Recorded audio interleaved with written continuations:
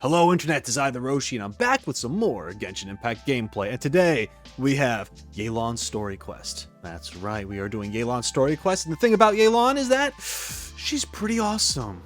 You know, being a spy, we're investigating, there's all sorts of mischief happening. It's gonna be a good time. I had a good time, but why not show you? Let's get into it. Calculated Gambit. Umbrabilis Orchis. Traveler. Oh, it's happening. Paimon. It's been a long time. Is this the person I helped with Ganyu? Is that person? Or is that a different person? I don't remember who this is. Oh, hey Hoishin! Long time no see!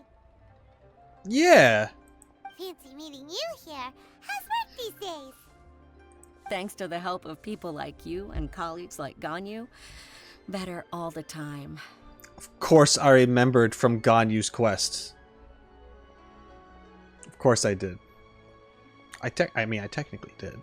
But I've been feeling distracted at work lately. I just feel constantly agitated. Has something happened? It's a long story. But my father, he's thinking of stepping down from the Tian position due to health issues. Oh no, that'd be the guy. The older gentleman that referred to Ganyu as Little Miss Ganyu, right? That's the guy? It's gotta be the guy. Huh? What's wrong with Uncle Tian? Yeah, it is. Nothing specifically. He's not unwell. He says he's just increasingly low on energy these days. He's always said, old age comes for us all in the end. Still, I just can't help but feel a little emotional watching it happen to him.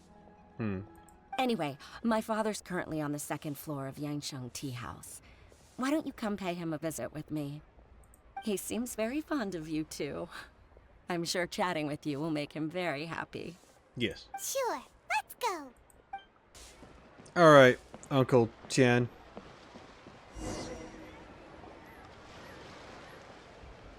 Uncle Tian, we're here to chat with you.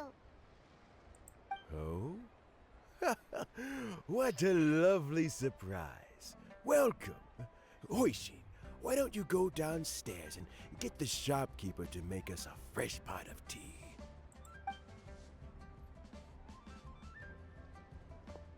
Goodbye. I heard that you've been traveling all over the place recently. I would very much like to hear your adventure stories. We're more concerned about your health, Uncle Tian.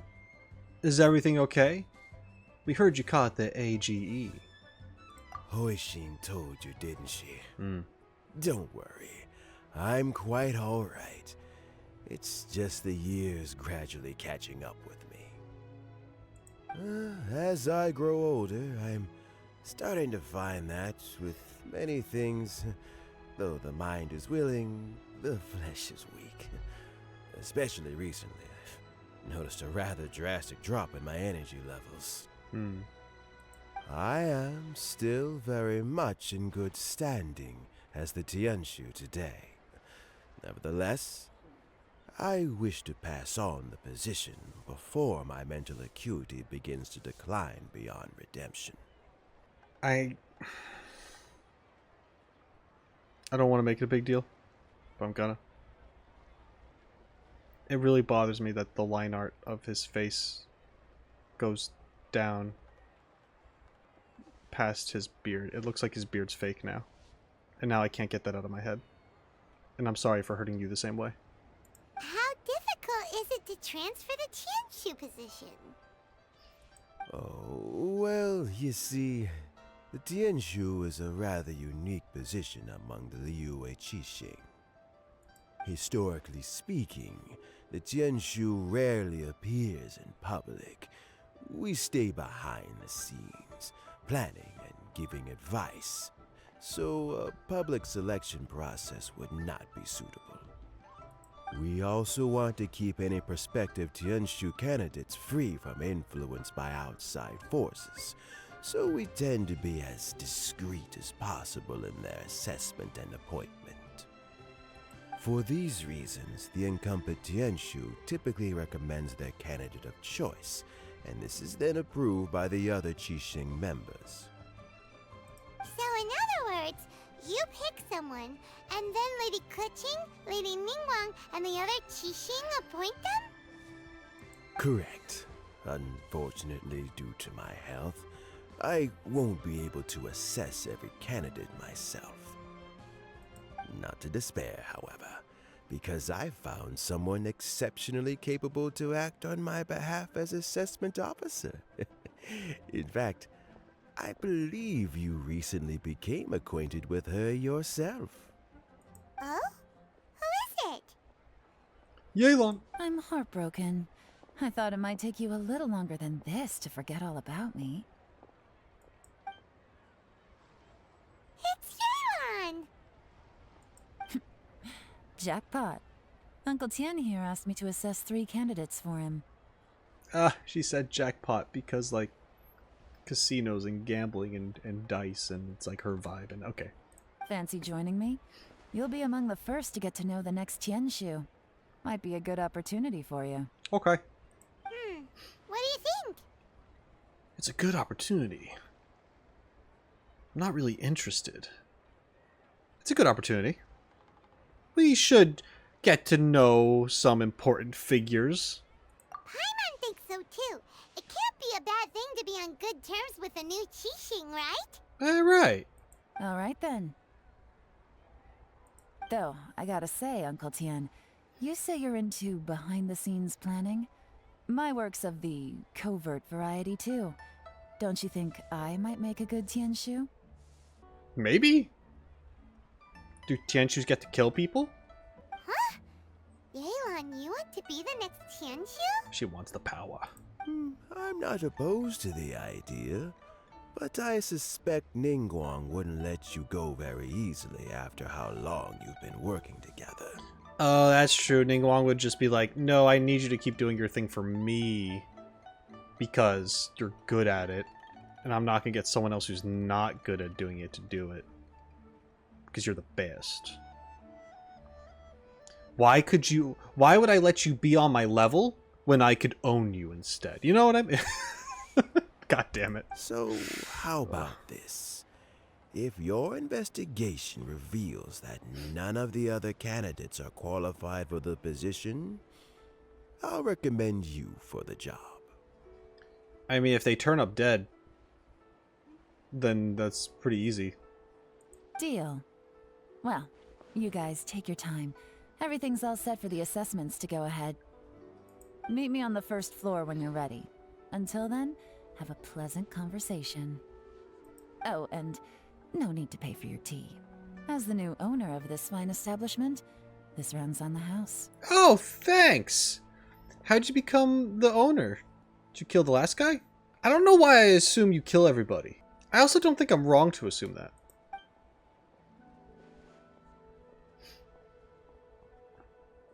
You're all set? Yeah. Uncle Tian seems really worn down. It's like all his energy's gone. Yeah, it may sound harsh, but Uncle Tian is past his prime. He's not cut out for this anymore. So he's recommended 3 candidates. Their names are Qinwei, Mingbo, and Zhiyi. Qinwei is a wealthy entrepreneur. Mingbo works at the Liyue Ministry of Civil Affairs, and Zhiyi is focused on study and travel. Try to keep all that in mind. Of course, it doesn't really matter if you forget, since we'll be assessing them at Yuehai Pavilion in a short while. Okay. Qianwei, Mingbo, Zhiyi. Paimon should be able to remember their names, but what does the assessment involve exactly? Let's leave that until we get to Yuehai Pavilion. All right. Heads in the game, people. The stakes don't get much higher than a change in the Qixing. We can't afford to miss anything, no matter how small. Stakes. Like stakes in a game where you're gambling. Anyway, sorry. Got it. We'll keep our eyes wide open. Okay. So cool. She said the names of those people and like what they do. Already forgot. My head is not in the game today. Well, it's in the game. I'm here. Like I'm playing the game. But as far as remembering things go, that's not. I do not think. Therefore, I am today. Anyway, I'm sure everything's gonna be fine, and I won't be tested, and the fate of Liyue's government won't entirely be in my hands alone. Paimon's here. Her job is to annoyingly remind me of every little thing that happens, so it'll actually be useful this time. Except what's going to suck about not remembering it is that the one time Paimon should remind me of something and she won't, and then it's going to be a problem. My legs are getting sore. What is wrong with this assessment officer? This is a huge occasion and I don't even get a chair. I've dealt with all kinds of people in my time, but never have I been made to stand while I'm waiting for an appointment. I don't like your tude. Oh, I mean, I think it's fine. You're a little too timid. That's called being complacent. Yeah. If you're happy to just accept the way things are, you'll never be able to change anything in the future. Okay, like, I agree with you, but you're being an asshole about it. So I don't like that kind of thing. Oh, come on. That's just... Now you're just being unreasonable. All right, you two. Let's not get into a big argument over this. It's not worth it. Qianwei, that was a bit uncalled for. And Mingbo, cut him some slack. We've all been standing around for a while. It's natural to be getting irritable. This man speaks the most reason so far. Look, how about this? There's no rule saying we're obliged to stand up while we wait, so why don't we borrow some chairs from the guild nearby? Fine. They're not the best quality chairs, to be sure. But under the circumstances, it would be better than nothing.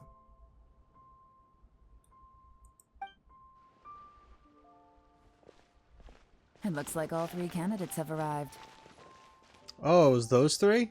Good. Mm-hmm. We'll meet them formally soon. Before that, let me run you through the assessment process. I've split it into 2 stages: current affairs and planning, and face-to-face interview. Oh boy, I can't wait for the face-to-face interview. In the first stage, candidates are required to submit a manifesto for Liyue's development. In the second stage, we will ask them some questions in person. Okay. Writing a manifesto takes time, so I informed them of this requirement in advance. These are the reports they submitted. Oh. We got some, like, Alexander Hamilton shit going on here. We got, like, the other 2 guys that did, like, that, and then we have, like, Hamilton. Wow, one of them is really thick. It's also worth mentioning a stipulation I gave them. Whoever is appointed as the new Tianshu will be expected to implement their plan as put forward in their manifesto. Failing the occurrence of some cataclysmic event, they will not be permitted to change their plan. Therefore, these 3 piles of documents in front of us represent where each candidate stands on key policy issues. There's still some time. Have a skim through, get a first impression of what each person's proposing. So, thoughts? We're going through all this stuff to elect one of these guys, or, you know, whatever that is. That decision is not up to us, but they're going to be like our recommendation, I suppose. Either that one guy who actually spoke reason is going to blow the other 2 out of the water, just completely. Like, maybe he's the guy that wrote more because he's just super prepared, because that's the plan that would have to take action. There's no way to change it or alter it once it's decided. Which also is not a good idea in general. Like, you should be able to edit your plans. Because if you submit something and then you're like, oh wait, but it'd actually make more sense if we did this now I think about it. And they're like, no, you already submitted it, man. If something bad happens, we're just fucked. We're not going to change course. It's just, you know, Bastard's not even changing course. It's just one of those things, you know. Anyway, so either the guy who spoke reason is going to be the most prepared through all of the stages of this, and that's just going to be the person, or I would say each of them would like be good at something compared to the other two, but there's only 2 stages. There's this and the next one, so that wouldn't make sense. There would have to be 3 stages for each of them to shine, unless if the interaction we just saw was that got the first guy who was reasonable, like that was his moment right there. But that wasn't part of the test, so I don't know. Unless if it was testing their patience, thinking, you know, that's. I mean, when you go into for like job interviews and stuff, and you like go and you're waiting in the waiting room or wherever that is for it to happen. It's like a strat to just kind of keep you waiting, just to get at you, to see how well you can handle that shit. Potentially. Anyway. I'll be waiting off to the side. Just let me know when you're done. Okay, I'll do your job for you. It's fine. Not worried about it. All right, so I'm gonna read these now. Yeah, I'm gonna read them. Let's go from right to left, I guess. Or I'll just I don't know which one's what. Mingbo. Mingbo's manifesto covers domestic affairs quite comprehensively, focusing on people's livelihoods. The core principle seems to be the greater good means a world that works for everyone. Ah. Okay. Interesting. And then this is Chang Wei's. I think Chang Wei was the guy that was kind of the asshole, but maybe not. Chang Wei's manifesto addresses many commercial issues and provides some very penetrating analysis. His view seems to be that regulations and incentives are both indispensable. Oh, okay. And then the Zhiyi's manifesto.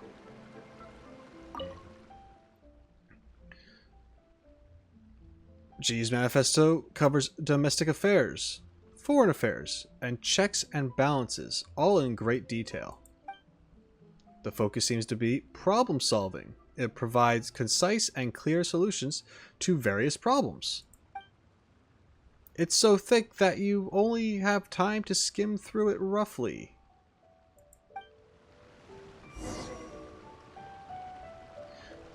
I mean, it is weird that we're the ones doing this in general. And she's just like, yeah, whatever, it's fine. I mean, man, the one that is it a red herring? Like, I want to say it's the thicker one, because it seems to be covering a lot, but the fact that we're just skimming through it is like, there could be other stuff in there. You know what I mean? That we would miss if we're just skimming, and they would figure like that could be someone's plan. I've said this before, and for those who of you who are new or just don't know, I may have trust issues. Go figure. Finished, huh? What did you think? Yeah, it took me all night. It's morning now. Everyone took it very seriously. Yeah. Of course they did. They have the chance to be picked as the new Tian, so you can bet they're putting their best foot forward. And keep in mind, whoever gets in has to execute their plan as written. Nobody wants to have any regrets. What do you think, Yelan? That's for me to know and you to find out. We can talk more after the interviews. We already know you plan on getting rid of all of them, so you can take the spot. We'll see the candidates now. Let's do one at a time. Start with Chen Wei. Okay, that was the one in the middle. Yes, ma'am. So this should be the angry, arrogant guy. Oh? So you two are the assessment officers, are you? Yeah, okay, great, good. I'm so happy that we're gonna talk to this dude. I had assumed that given the great import of this situation, Lady Ningguang would perhaps be assessing us in person. I certainly hadn't imagined I'd be seeing two entirely unfamiliar faces. Is that a problem, sir? You're not about to be rude to the people who are interviewing you now, right? That'd be a little crazy. I trust you've read through my manifesto? I'd be more than happy to clarify any details you found difficult to grasp. It was written with an expert audience in mind, after all.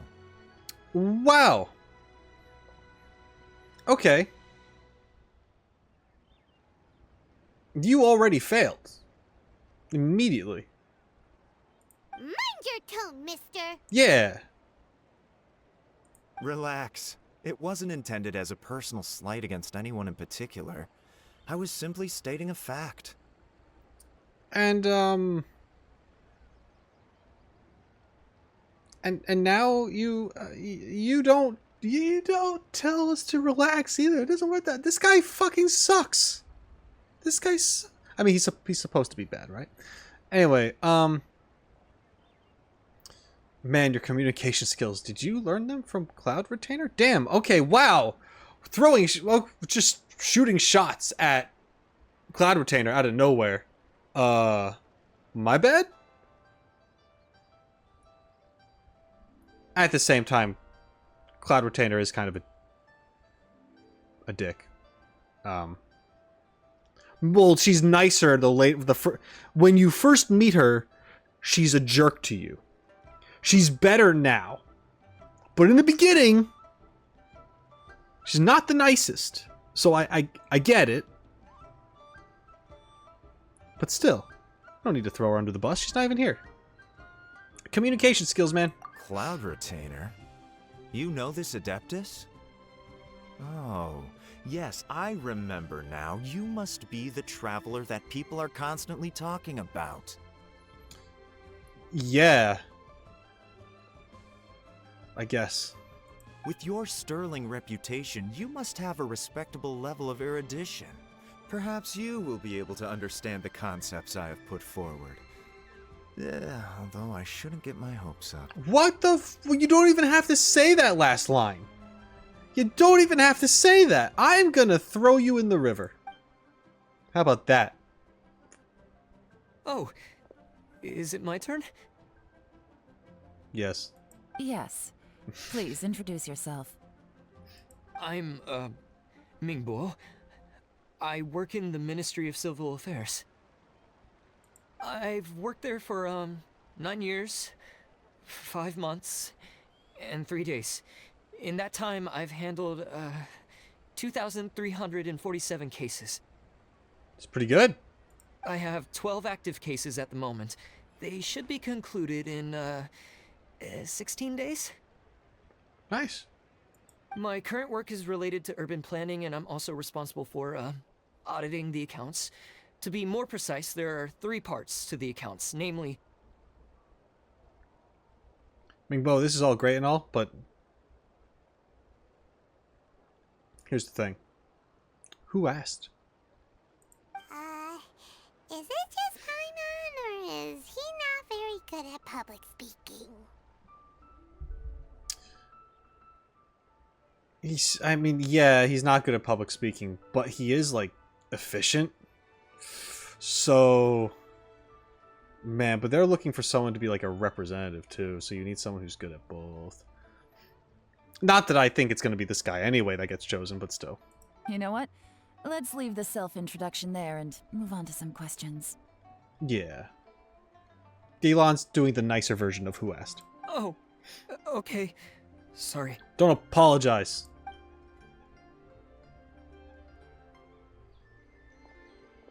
Alright, this guy. Hello. Not gonna lie, I'm feeling a little nervous. Oh no. It's fine. What would you like to know? You're here to assess me, so ask away and I'll answer your questions to the best of my ability. Your manifesto is very wide in its scope. but you don't seem to be personally involved in many of the specific fields. How can you be sure that you have the ability to put your plan into action? That was blunt. Also, very fair. I agree. Very fair question. Yeah. I completely understand where you're coming from. But I'm confident in my plan. I've visited many different places, talked to lots of people with far more expertise than myself, and my manifesto is the conclusion of these efforts. Of course, two different problems can be interconnected in very complicated ways, and you might reach two very contradictory conclusions depending on which one you're focusing on. What I've tried to do is strike a balance. In other words, present an optimal solution to all the problems as a whole. He's jack of all trades in it. How do you plan to determine whether you are right or wrong about your proposed solution being the optimal one? Well, the moment you give him the position, he's just like, I am the law, and he does the thing. Easy. A great question. Well, I'd start by having my colleagues and the secretaries of the Yuehai Pavilion evaluate any proposals before implementation. Post-implementation, it would all come down to the results. If it turned out that my judgment was to blame for poor results, I would take responsibility. Nice answer. All right, next question. What's your favorite kind of sushi? I really wanted to know, and now I won't. He seems like a great guy. Everything he said was thoughtful and logical, and he was just a pleasure to listen to. I'm going to say I agree. Because the guy did answer the questions. But, judging by how this angle is being shot right now, we're going to say I agree, and Yelan's going to interrupt and be like, I don't think so. And then explain why, and there's going to be something sketchy about that only she realizes that we don't. That's what I'm predicting. Here we go. I agree! Here's my take on what we just learned. As you saw, Qianwei is highly knowledgeable. He proposes many excellent ideas in his manifesto, which effectively target the big issues. Yes. But he is very proud and incredibly stubborn. He doesn't care much about other people's feelings. Right. Which is not great for this kind of position. I am also saying that it's not a bad thing to have a person like that because they're blunt and to the point and they probably get things done. But if they're going to be representing and like dealing with people on a regular basis and stuff, like that guy works best in some back room somewhere where he doesn't get to talk to people and he just comes up with plans. Like that's that guy. He should not be representing anything.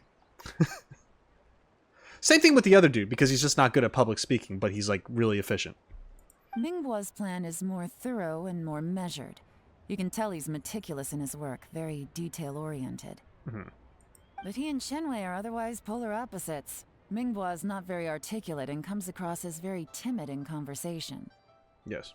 Perfect summary. Paimon couldn't agree more. You're good at this, Yelan. Well, she has been like here for a while. Last but not least, Zhiyi. His manifesto is full of pertinent details, his methodology is sound, and his proposals cover a broad range of fields, which is quite a rare feat. I agree, but The depth he goes into in each and every area means it can only be a product of painstaking work.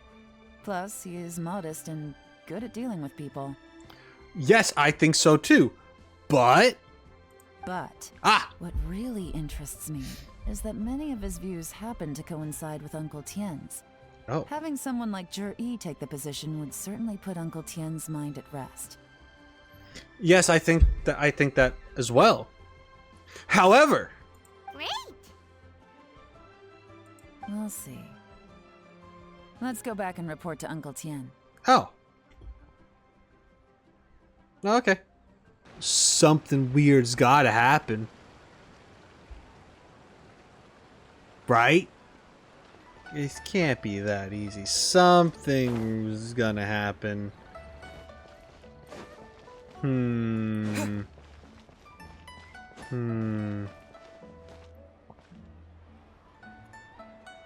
know, I'm gonna elect Madam Ping. Made up my mind.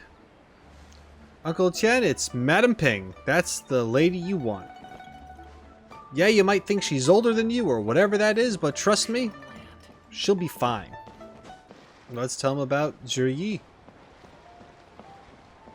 And everything will just be fine, and the mission will be over, and we'll say goodbye to Yelan and just go about our way.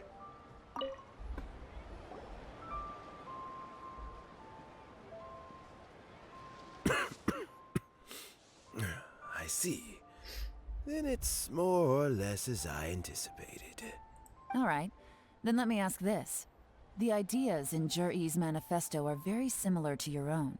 Is there any particular reason behind this? Yeah. Are you setting this guy up to take your spot already on purpose, Uncle Tian? Oh, I didn't want to say anything when I gave you the list of candidates, for fear of affecting your judgment. But I can tell you now. Uh-huh. Those 3 candidates have all studied under me in the past. It's only natural that they share some similarities with me. I see.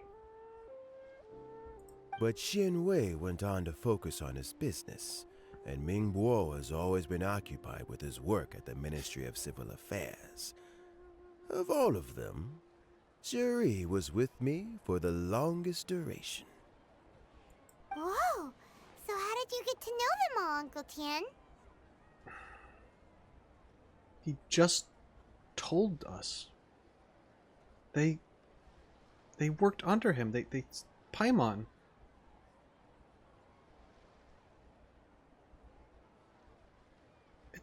It's okay, but that was a brain dead take. Chen Wei was referred to me by an old friend. Ming Wo came to my attention in the course of my work. And as for Zhiyi, that was pure happenstance. We first met while fishing. Gradually, as we got to know each other, we started discussing all sorts of topics. Okay, well now it's a little different. I'm sorry for calling you brain dead, Paimon. I'm sorry, but he technically already answered the question, and then you asked the same question very basically, but now he's just giving more detail about it. You could have rephrased it so it sounded like, can you elaborate on how you know them or whatever? Not just like, and it doesn't matter. It's fine. My bad. Zhiyi came from a poor family, and his parents died when he was very young. But he was a gifted student and a fast learner. Ah, so he's Batman. Oh no, Batman was a rich family. Never mind. He's not Batman. He's poor Batman. He reminded me of a younger version of myself. So I started out giving him a few words of advice when we were out fishing and noticed how quickly he got on. Sounds like he's a friend to you. Maybe even family. But I'm gonna say friend. Quite. And now, all of a sudden, he's grown into a mature young man. It's a joy to see, but it also gets one thinking. Mm-hmm. The young are growing up, and I am growing old. How time flies. No one can escape the cycle of life. I can. As the traveler, I could do it. I don't know, Uncle Tian. You still seem in pretty good shape to me. You might have another few years of work left in you, don't you think? Yelan, it's too late to try to butter him up. You're not going to get the position. He's going to give it to Zhiyi. Yelan, you needed to start this, weeks ago. Oh, you. There's really no need to console me. Having less energy than I used to isn't such a bad thing. It just means I finally have a good reason to retire and spend my days doing what old men like me should be doing. Going fishing whenever I feel like it. There you go. Good for you. Sounds like you sure love fishing, Uncle Tian. Ooh, there's nothing quite like fishing to pass the time. Ooh, and freshly caught fish, they make the most beautiful fish soup with barely any preparation required. I did that fishing quest in here in Genshin. And that was the last time I went fishing. Do you guys normally go fishing in Genshin? Or are you done with that? Who enjoys fishing in Genshin? Not saying I didn't enjoy it. I just don't think to do it. Plus, I just can't spend all day fishing in a game when I could be doing other things like editing videos and stuff. Anyway. Fresh fish soup. Sounds tasty. Doesn't it? Also, some time ago, Zhiyi purchased a very special recipe from an old fisherman. When we've been fishing recently, Zhiyi always brings some extra ingredients he prepared in advance. The addition of these makes the soup taste even more wonderful. That flavor makes for a fond memory. But at my age, who knows how many more chances I have left to taste it again. Very many chances, I'm sure. You just have to think about it when you want it, and then you can probably go and have it. And just do that as many times as you want to before you're dead. Oh, can Paimon come next time too? Paimon really wants to try it. Let's get back to the matter at hand. Uncle Tian, we've reported back. Do you have a verdict? I appointed you as the assessment officer, and I trust your judgment. Had you not asked me why Zhiyi's ideas were so similar to mine, I was not going to mention my history with any of them. I mean, sure. This decision must be guided by what is fair and right. Please disregard all other considerations and make your final decision only after a thorough review of each candidate's talents and capabilities. Alright, so it's like, it's fine, I guess. Well, I mean, here's the thing. 3 people were chosen.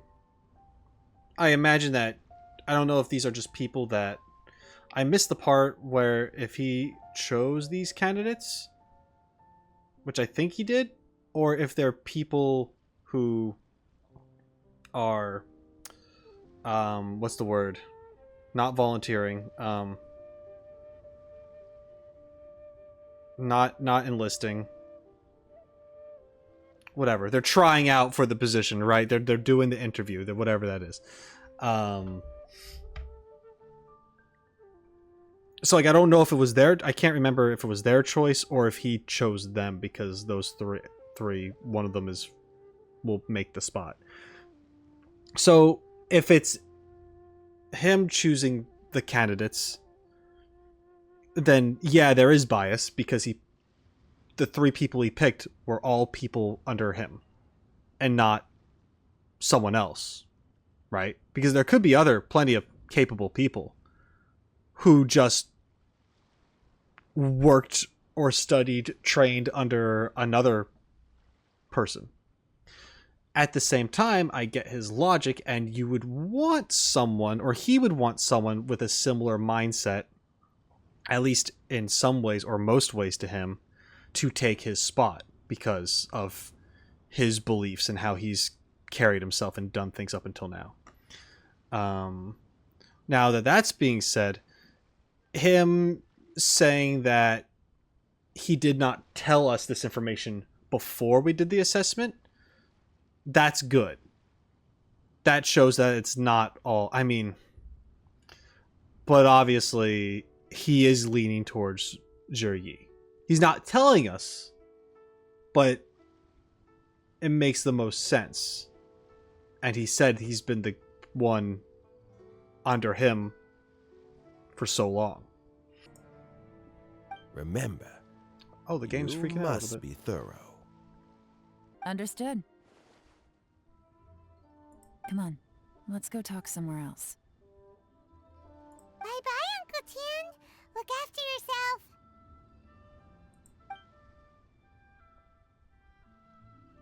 So, it's gonna be Zhiyi, right? I mean, it should be. His manifesto was written well, and he's the best speaker. The only downside is that he showed up and he admitted how nervous he was, which you're not really supposed to do. Unless, I mean, if he was asked, like, are you nervous? They could be like, yeah, I'm nervous, and just not make a big deal about it. Because then you're just being honest, and obviously they'd probably tell that you're a little nervous. But he introduced himself like, oh, I'm a little nervous right now. But he carried himself fine throughout the rest of it, and he didn't really make it a big deal. That's like, if I was going to be super strict and had to deduct points from him for any reason, that would be the only reason. Because everything else he's done was fine, right? Oh, and that he's probably secretly a demon or something in disguise, because I can't trust any NPC anymore after Enkanomiya. I'm just not gonna. Anyway. Easy. Let's not rush. There's no time limit for this assessment. What do you mean? Uncle Tian only has so much longer to live. He could die, like, in 5 minutes. I hope not. I'm just being realistic. Huh? So, are you gonna give them more tests or something?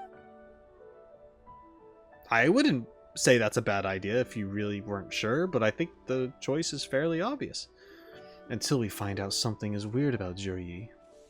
No, nothing like that. Oh. The assessment itself is complete. But let me give you a word of advice. Things are not always as they appear. Yeah. Yeah. So, I mean, okay. This is the but. This is the but that I was talking about. Before. I thought she was going to bring this up before. Because the guy is, like, too perfect, right? It's the trust issues. If we weren't going to pick Zhiyi, who would we go with? Arrogant, bold guy that just, like, gets things done? Or, timid, scaredy guy.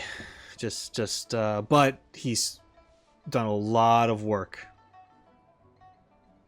And he too is also very efficient. Because of the amount of stuff he gets done in a little amount of time. Honestly, I would probably lean towards more the timid guy. Because I think you can learn how to be confident. I think it's easier to learn how to be confident than it is to stop yourself from being an asshole. Because I think the people who are stubborn assholes, they kind of like, unless if they get some rude awakening, they usually stay that way. Because they just think that they're right. So, yeah, I don't know. The biggest no-no in intelligence work is to only get information from the person of interest themselves. Mm-hmm. The truth is almost always hidden beneath many layers of deception. You have to get information through many different channels. Yep. And also, Zhiyi's manifesto was the biggest, and I'm bringing up what I said earlier about how, like, yeah, that could just kind of be an illusion in of itself to make it seem like, yeah, he put in this much work and he just knows that you're not going to read it all. You know?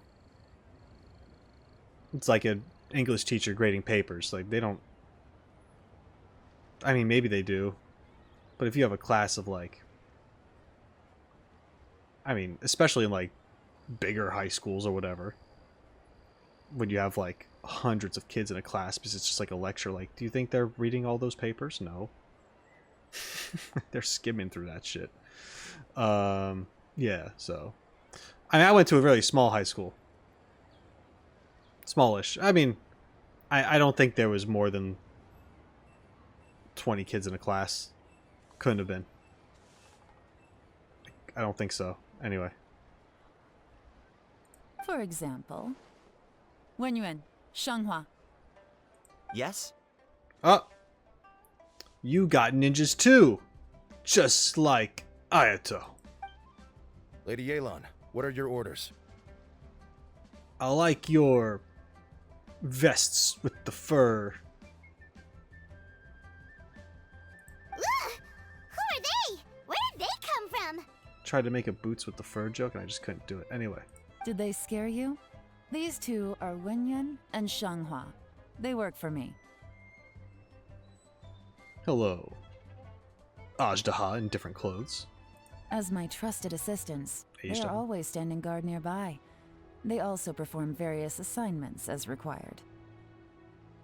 Shanghua is a business expert who gets his information by trading. Wenyuan relies on word of mouth. And there's also Upei, who's not here right now. That meathead must have been out there on sea surveillance for some time now. Is he alright? I seem to remember that he can't swim. You put the guy who can't swim on sea surveillance? I'm starting to see a flaw in this operation. Nothing can take that guy down. Certainly not a little wind and waves. Yeah. Forget the fact that he can't swim. He's strong. Shanghua, visit all the commerce guilds and look into Qianwei's background. Wenyuan, go to the Ministry of Civil Affairs and look through Mingbo's work files. Yes, ma'am. And we're going to investigate Zhiyi. So what about Zhiyi? Zhiyi, well, obviously as the most promising candidate, we will be investigating him ourselves. Yeah. Let's go to the docks first. Lots of people passing through there. You can find out all kinds of things. Mm-hmm. If we're looking for information, why don't we try talking to Bolai, the owner of Wanyu Boutique? He does business at the North Wharf. Maybe he has some news for us. That's actually not a bad idea. Let's go and ask him. Is Bolai the sketchy guy by the docks? I think he's the sketchy guy. If I remember. Yeah, he's definitely that sketchy guy. He's like, I'm obviously doing black market. Oh! What's Bolai doing here today? Oh! Bolai, I almost went under and got trapped. You're the guy, right? Look, your asking price for this batch is just too high. I can't buy in at this price. How am I supposed to turn a profit? Not my problem. Come on, hear me out. I'm telling you, this is the single best batch of Sunsettias ever. You won't find anyone who disputes that. Dude, I'll give them to you for free. Not really, I want money. I'll give them to you for some money. Like, I don't know. We'll talk about it. I accidentally dropped one into a well, and even the water turned sweet. Even so... All right. I'll let you in on a little secret. The boss of Second Life also wants to buy from me, but I haven't responded yet.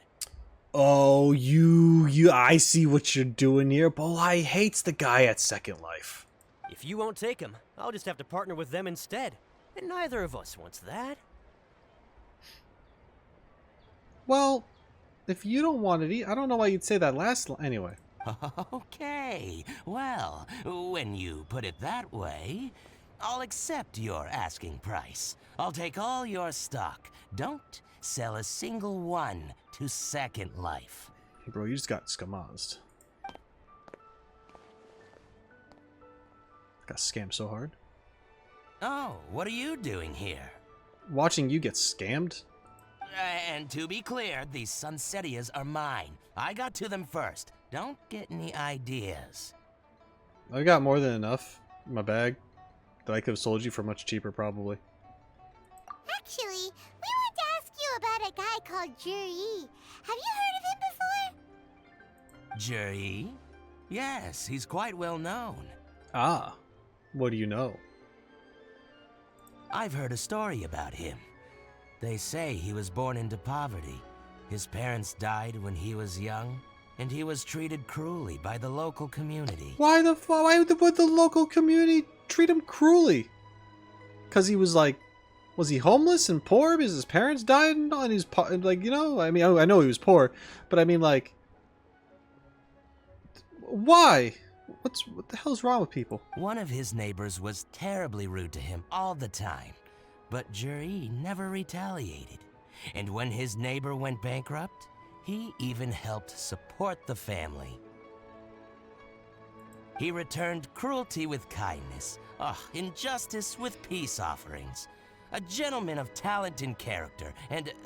oh, how did I not notice him sooner? In fact, maybe I'm not too late. If I could hire him to be the brand ambassador for Wanyo Boutique. Oh, he sounds like a decent man. We can finally breathe a sigh of relief. We gotta investigate further, Paimon. We know that it's not all sunshine and rainbows. He's gotta have skeletons in his closet somewhere. Why are you asking about him anyway? You aren't looking for a brand ambassador too, are you? We don't have a... Do we have a brand? We don't have a brand. I guess Paimon's the brand. It's like she's like the mascot character. Yes, we're looking for a new brand. Well then, in that case, the higher bidder takes the... Ah, that's Zhiyi right over there. Why don't we go and talk to him? I think the point is not to talk to him. At least with what we're doing. You can, though. Where? It's him, all right. Looks like he's chatting with Yelan. Oh. Come on, let's follow them and listen in. Alright. Try not to let him see you. We want this information to be as truthful as possible. Yeah, Paimon, don't stand out. By stand, I mean float. I'll just go and fetch an employment contract. And hey, don't try and cut me out of this. Hey! Hey! I understand. Let's walk and talk.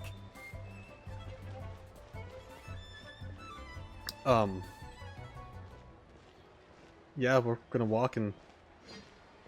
So, you were looking to buy a wineware set? Oh, now I can see that you're a connoisseur, so I won't bother trying to con you. I trust you understand our shop quite well?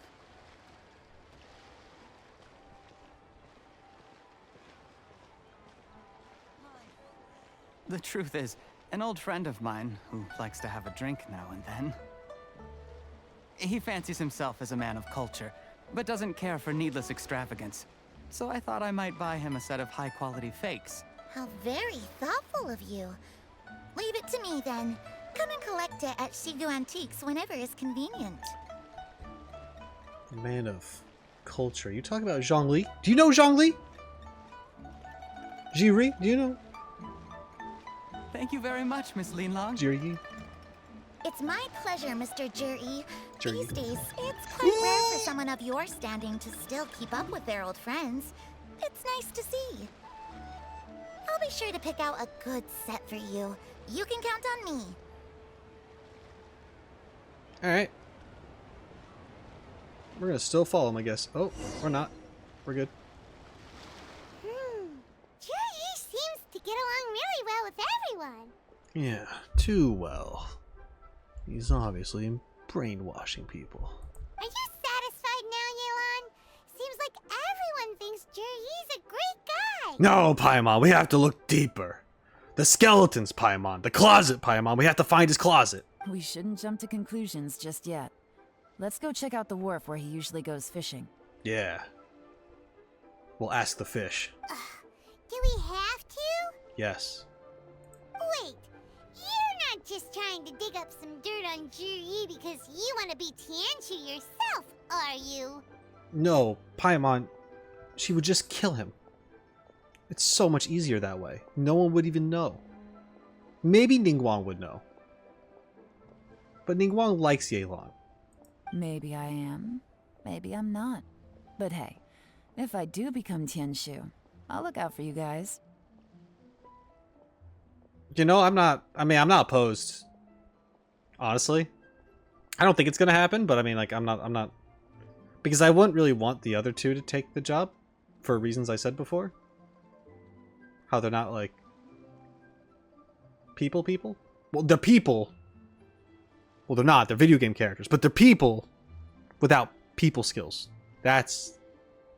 I got there. You'll be able to try all the finest food for free. How does that sound? Paimon's about to sabotage the whole freaking thing. We will? Well, come on! Off to the South Wharf we go! Damn, now she's like, let's let's get this phony. I want free food. It's not gonna happen. We're not gonna get free food. The wharf is as busy as ever. I hear the anglers here sometimes sell their fish to the nearby fishmongers. Let's see what Uncle Soon has to say. What about Uncle later? Fuck, that was stupid. Shit. I'm sorry. There's a reason I'm not a comedian. Welcome. What would you like to buy today? We're here to buy some information. Sorry to interrupt. We're actually members of the, Liyue Anglers Association, and we just wanted to ask a few questions about someone. Yelan, I'm gonna be honest, I thought you were gonna be a little more smooth than that. You should be ready for my incompetence. You've met me before. We've heard about this young man called Zhiyi, who's supposed to be a fantastic fisherman. Just wondering if you happen to have heard of him? Whoa! Yelan made up a whole fake identity. Without batting an eyelid. Well, she did kind of go like, a little bit. But yeah, sure. It was pretty good. It was on the fly. Also, I had time to think about it when we were walking over here, so it's... I mean... It's okay, Paimon. Ah, yes, Zhiyi. He's been making quite a name for himself recently. I've got some friends who travel all over the place, and they tell me everywhere they go they meet someone who's heard of him. Interesting. Apparently, he had a rather tough time growing up. Had to work several jobs alongside his studies to make ends meet. Is he gonna, like... Does he want this position to eventually just get revenge on the people who mistreated him? That'd be weird, though. That wouldn't really make sense. Because everything turned out fine for him anyway. Supposedly. How does that saying go? What doesn't kill you makes you stronger. Well, if there's anything to that logic, he's sure to be phenomenally successful one day. Yeah. Yeah, we think so too. Don't agree with me, Paimon. But I'm afraid your Anglers Association might be in for a disappointment. Oh? Oh? Why's that? Yelan, you can copy me a little bit, it's fine. He's good at a lot of things, but fishing isn't one of them. He fishes at the wharf and sells what he catches to me on occasion. Oh. Okay. That's not bad, though. His catches are always mediocre. Not terrible, but equally nothing to write home about. If you're looking to recruit some new members, though, I do know a few top anglers I could put you in touch with. No. That sounds fantastic. I've got a couple of other things to attend to right now, though, so why don't I come back some other time and we can chat over a drink? Sure thing. See you. Goodbye, Uncle Soon. Everywhere they go, they meet someone who's heard of him. Come on, let's keep asking around. And this one is... Would there be more than one Zhiyi, you think? They kind of travel around making a name for themselves as one person, like they're twins or something. One's a decent fisherman, one's not. The manifesto was like at least twice the size of the other ones. Could have been two people writing it. You know? Atsuko, how's it going? Harbor is so lively, with so many travelers. Yeah, I'm one of them. Yeah, so let's just look for clues, I guess. Aha! Wait, is this just red because it's fire? Because it's hot? It's a cooking pot. Yeah, it's okay. That's not... It's fine. Oh, I just had to walk this way. Here to buy some fish? It's 300 for 1 or 3 for 1,000. Wait. So it's... Wait. Shouldn't it be different? 300 for 1, but 3 for 1,000? They're gonna charge me more for buying more? What happens if I get 4? But I want to pay for 1 each. Because it'd be cheaper than the... This is why you can't do this.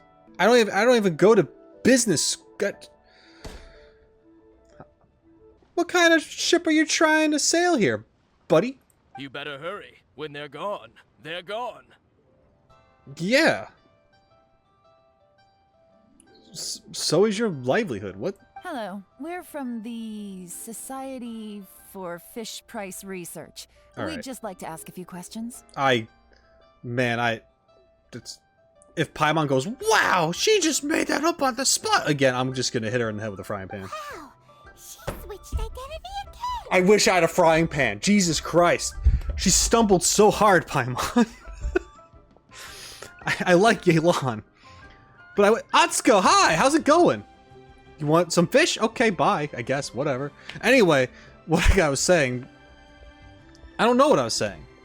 I thought Yelan was going to be a little smoother because they make her seem that way, and here she's just kind of like, just definitely making up on the spot, which is impressive, I guess, but there's time to think about it. I don't know.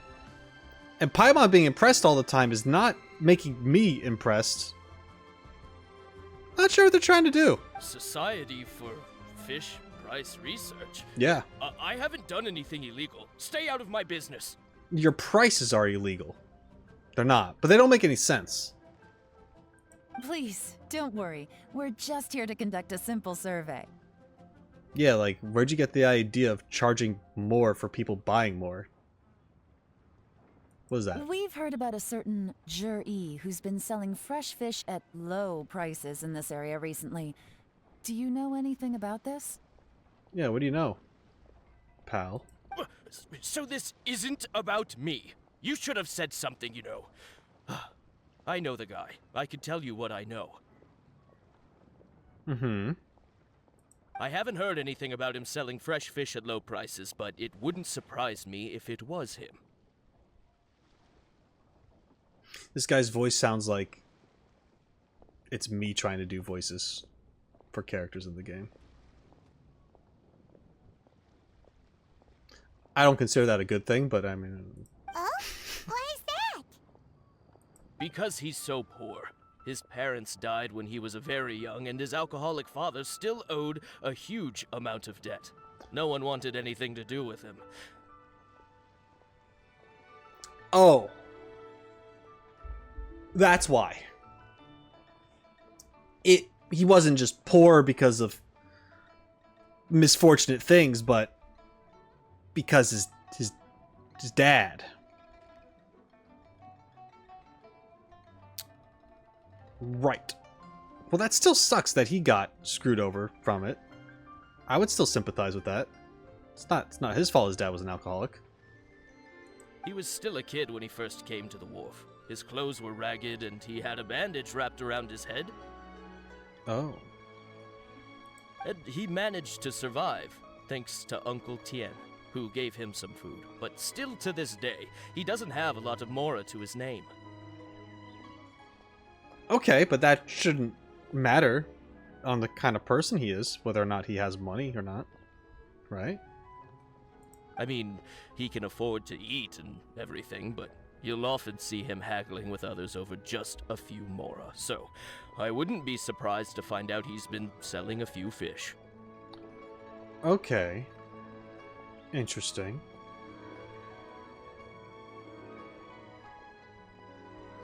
Haggling is also normal here, I think. So I wouldn't even say that's a bad thing. It's not like he catches much anyway, so it's not going to affect my business. Don't tell him I said that. I'm telling. You're being a dick. You'd rather he didn't know? Well, I spoke to him once, briefly, and I just had a feeling that he really cares what other people think of him. I would imagine if the guy grew up essentially being hated and his family just like disliked in general because of what his father did, I mean, yeah, he'd want to care about what people think. I mean, I think in general a lot of us do care. I mean, we could say like, I don't care what other people think, and like I've done that too. But I think at the end of the day, people do care a little bit. I don't think anyone should care enough to completely change themselves. But I'd hope that people don't want to intentionally go out there to... I mean, people do go out there just to be an asshole. So, I mean, I don't know, but...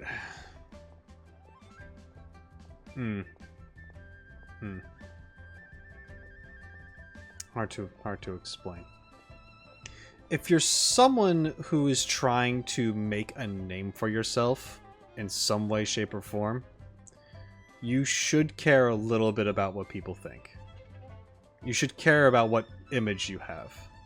For example, when it comes to myself, I'm not a big name or anything like that, and I don't think I'm really ever going to be. If something were to happen, then sure. But I mean, I play this game, I react to some stuff, and I share my opinions. I analyze things. I break things down. I talk about them with what I know, and I don't know everything, and I make judgments and criticisms without knowing the full picture sometimes. But that's also not me doing those things for the purpose of being a jerk. I'm doing it because that's just how I perceived it, and I'm just using my own reasoning and logic and how I was raised and stuff with my own mindset, my own experiences, to share what I feel, because this is a platform where I can do that, right? And there's plenty of people who are like, cool, I like hearing what you say, or I enjoy watching because it's entertaining, or even though I don't agree with you all the time, I still like to hear what you say. Like that stuff, like, that's cool.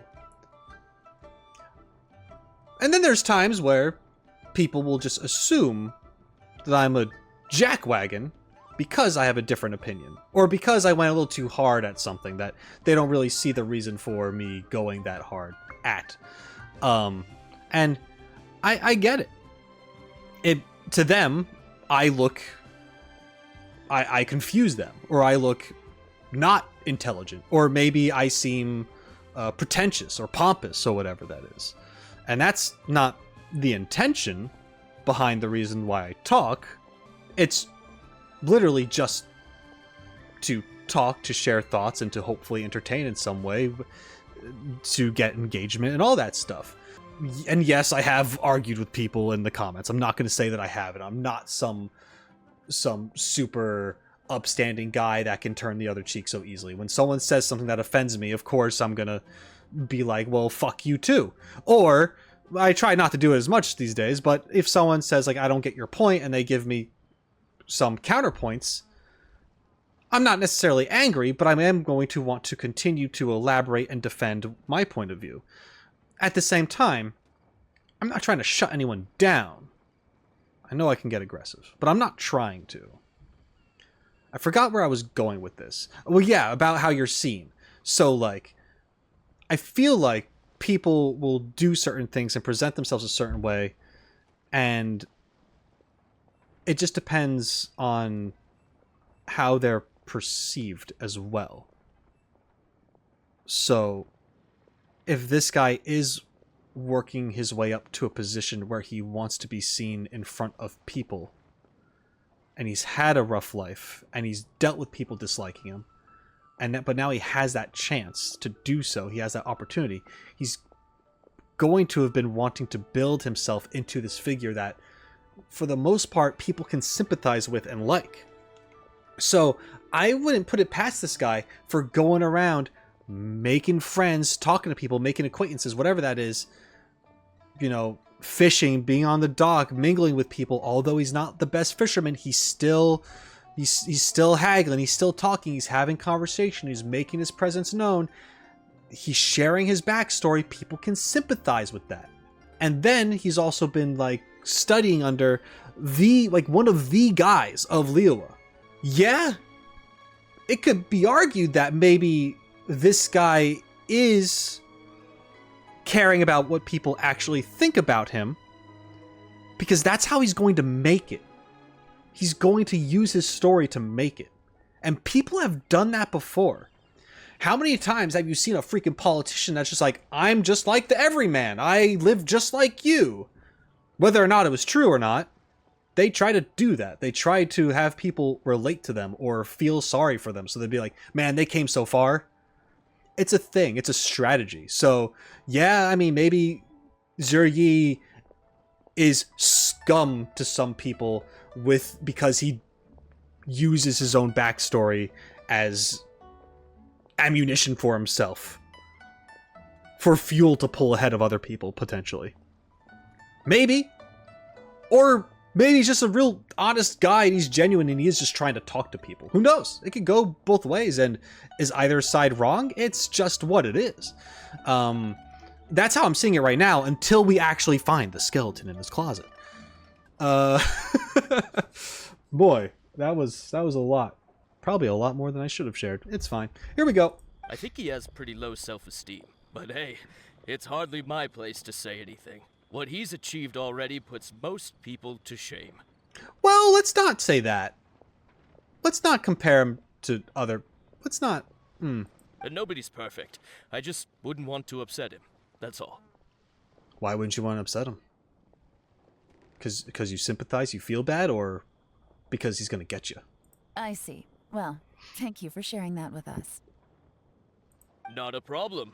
And just for the record, there's absolutely nothing wrong with the price of my fish. No, it's okay. So they're aware that they did that. Okay. Thank God. Okay. Thank you, Hoyoverse, for acknowledging through this line that this guy's prices are fucked. Oh, man. The more times you say it, the less convincing it becomes. Doesn't have a lot of Mora to his name. Okay, let's keep going. Hey, it's you guys! Wait, what's the phrase? Oh yeah, honored to meet you. Do I know you? You're not the kid that I met with Noelle, right?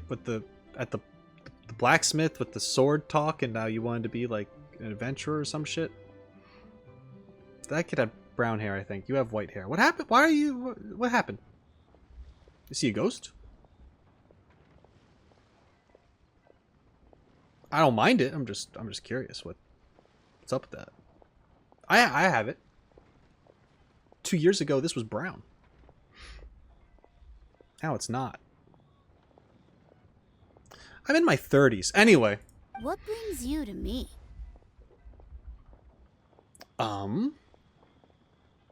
We want to know what you've heard on the docks, Dugu.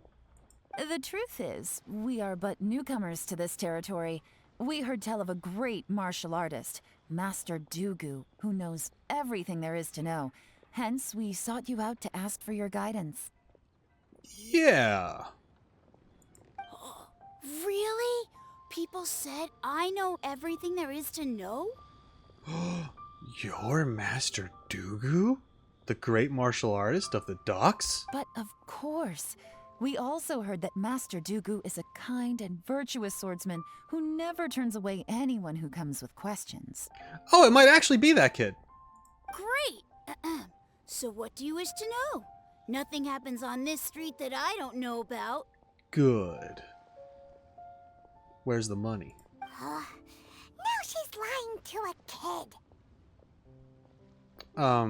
But it seems to have made his day. A little white lie. It's fine. So, Master Dugu, have you heard of one by the name of Zhiyi? Sure have. You mean that guy that all the grown-ups are talking about these days? Yeah, that guy. I've heard many tales of Zhiyi. For example, I can't remember. You're useless. Probably because it's nothing that important. I prefer stories about sword-fighting heroes. Have you heard about my stories? Oh, I can completely understand that. Then let me ask you this. Do you remember roughly when the grown-ups started talking about Zhiyi? Yeah, that's a good question. Oh yeah, I know that. It was about 2 or 3 months ago. Before that, people always used to talk about Zhiyi in a kind of nasty tone of voice. But 2 or 3 months ago, suddenly everyone started to like him. Really? Only over the span of 2 or 3 Okay. I thought it was like he was a kid that had it rough. Oh, well, oh man. So people have only started to change their mind 2 or 3 months ago. But he's been studying under Uncle Tian for more than that, right? This is weird information. I'm not sure if I understand the little timeline here. Sometimes he gives me candies, so I'm glad that people are starting to like him now. Gives you candy? And you just accept candies from this guy? Just as I thought. What? You want some candy? What kind of candy do you want? I like chocolate. I don't consider chocolate candy. Do you consider chocolate candy? Like if you had a chocolate bar, is that candy? If you had a Reese's peanut butter cup, do you think that's candy? M&M's? Like, I would consider Skittles candy, but I don't consider M&M's candy. I think candy's like gummies and like little tart things and like just like chewy stuff and just... Anyway. Huh? What do you mean? I mean, just as I thought, Master Dugu is indeed as kind and virtuous as the legends claim. I'm not that great. You got that right, kid. Oh yeah, one other thing. These days, there's a lot of people I've never seen before talking about Zhiyi stories in the street. They seem like nice people. Oh.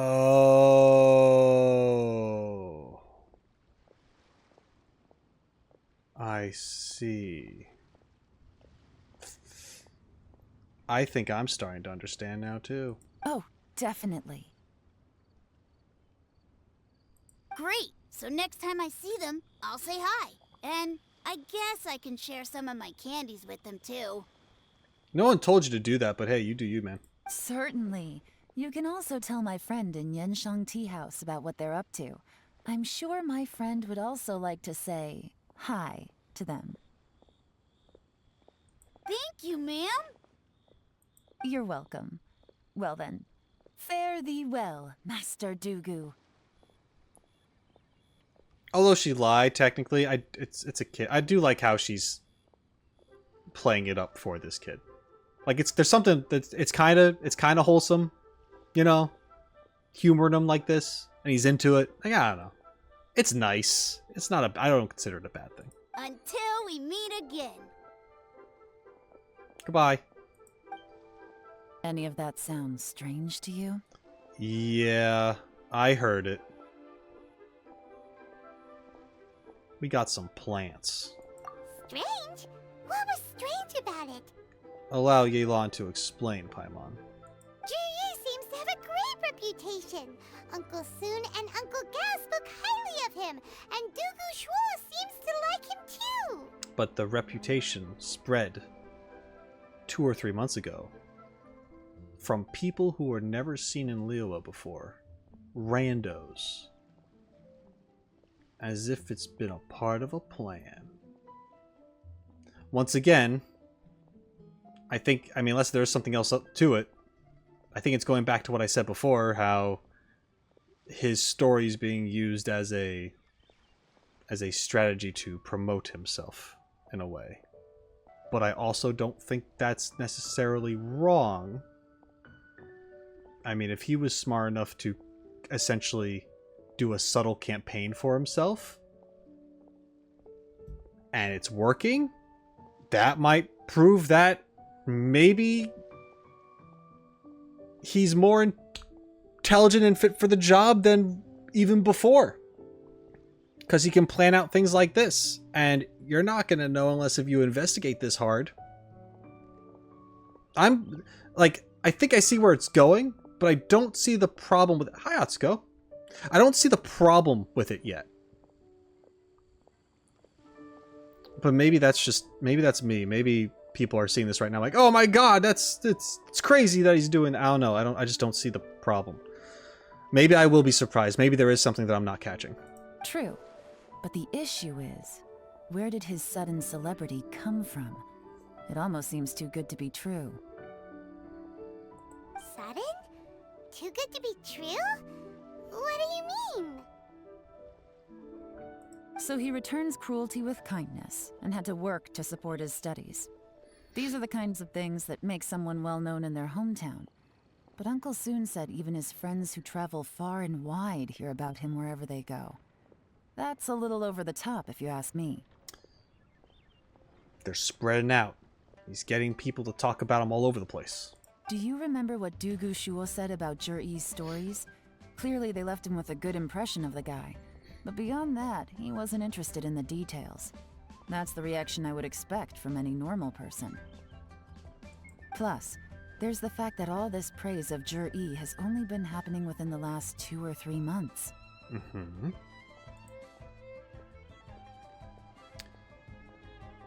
Okay, now here's the thing. It could be a problem if he actually hasn't done any of the work. Like, all this stuff that he's, like, it's all everyone else's, like, it's other people's ideas.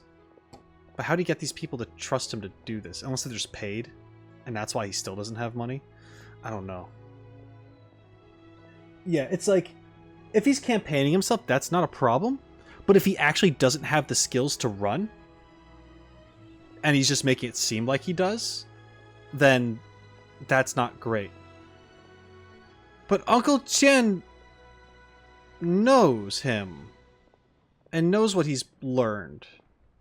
So that's the part that's throwing me off. That's why I don't think it's like a scam. And if it is, I'm curious as to how they're going to explain it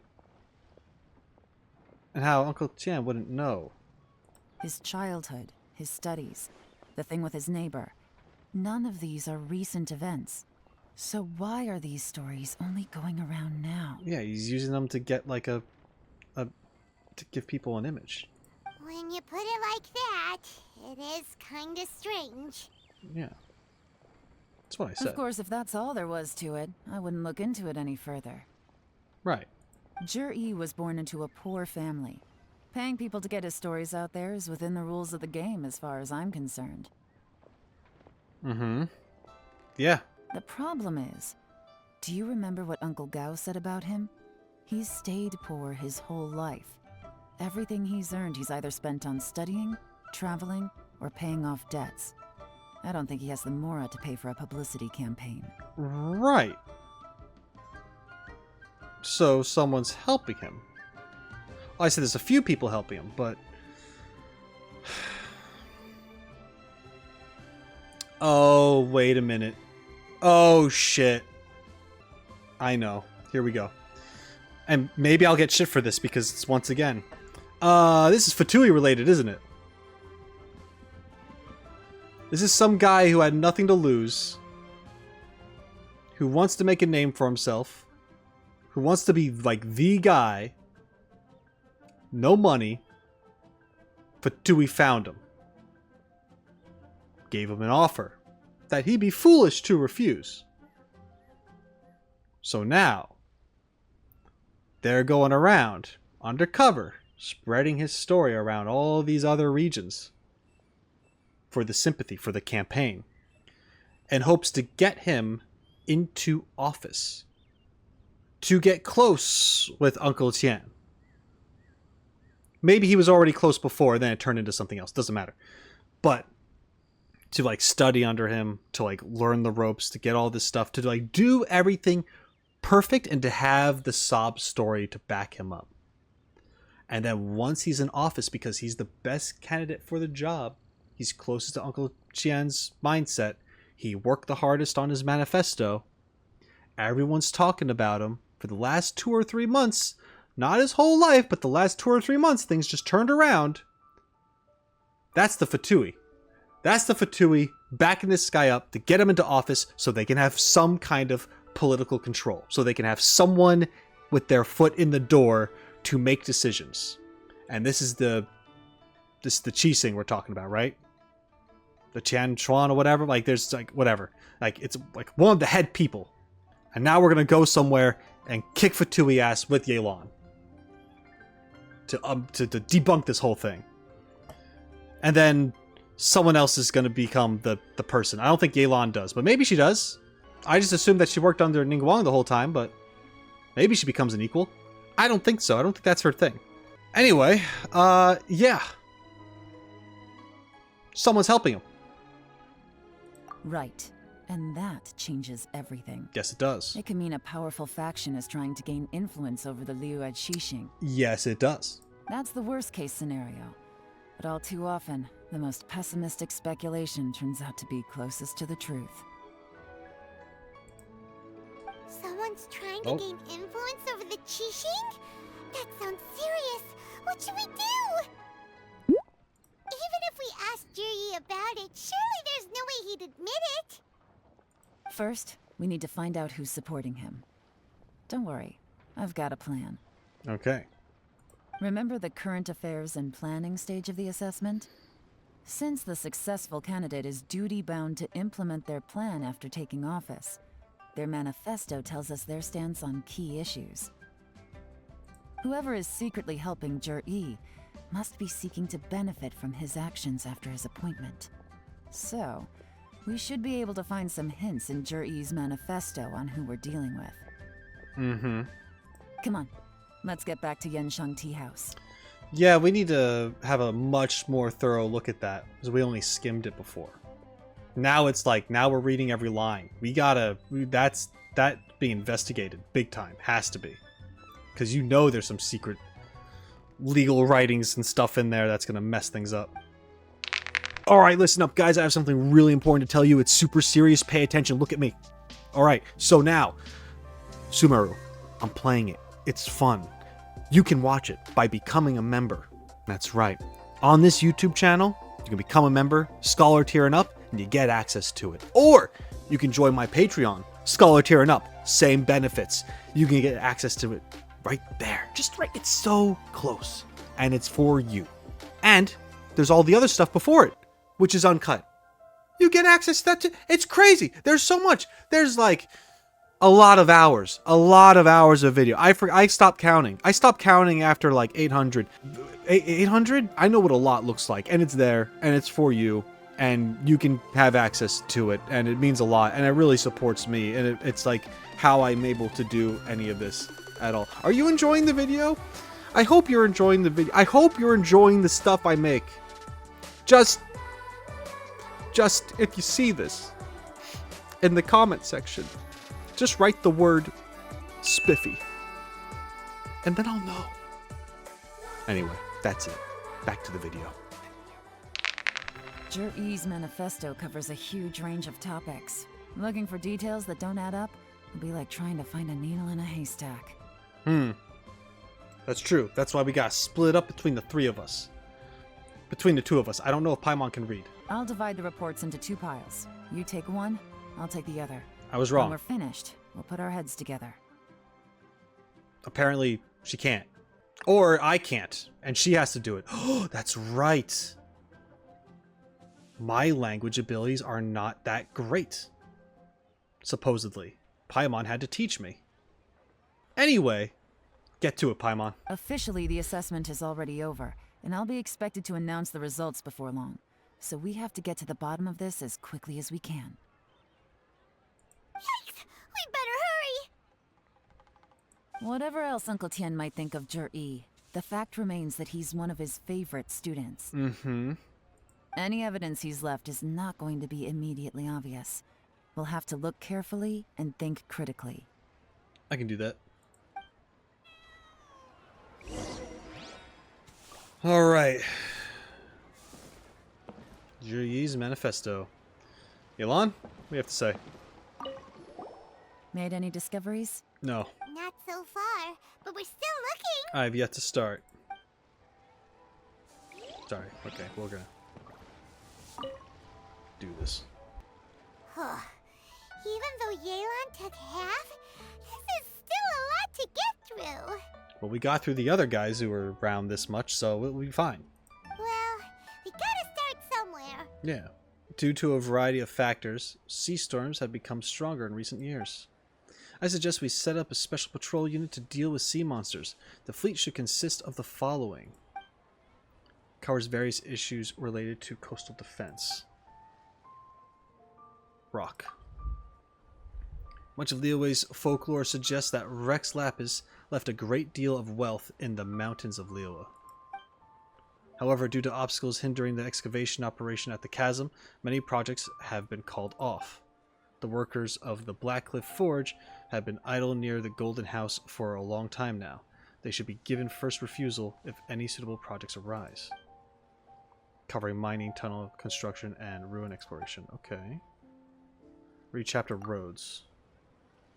The treacherous terrain around Huaguang Stone Forest and Qingyun Peak means the area has weak transport links. The sheer mountain peaks are connected only by rope bridges. They are dangerous to walk on and wholly unsuited to the transportation of goods. These areas are rich in medicinal herbs and ore deposits. Building a road network around the mountains would be beneficial for everyone. Okay, I mean, yeah, so far... Stop reading.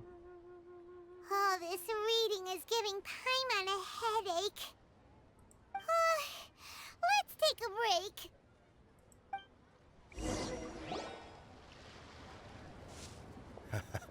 break. Looks like I'm the first one back, as usual. Welcome back, Shanghua. Oh, hey! It's one of Yelan's little helpers, Shanghua! Let's not call him a little helper when he's the tallest person here. If you're back, that means you finished investigating Tianwei, right? You betcha. I visited all the commerce guilds and gathered a wealth of information.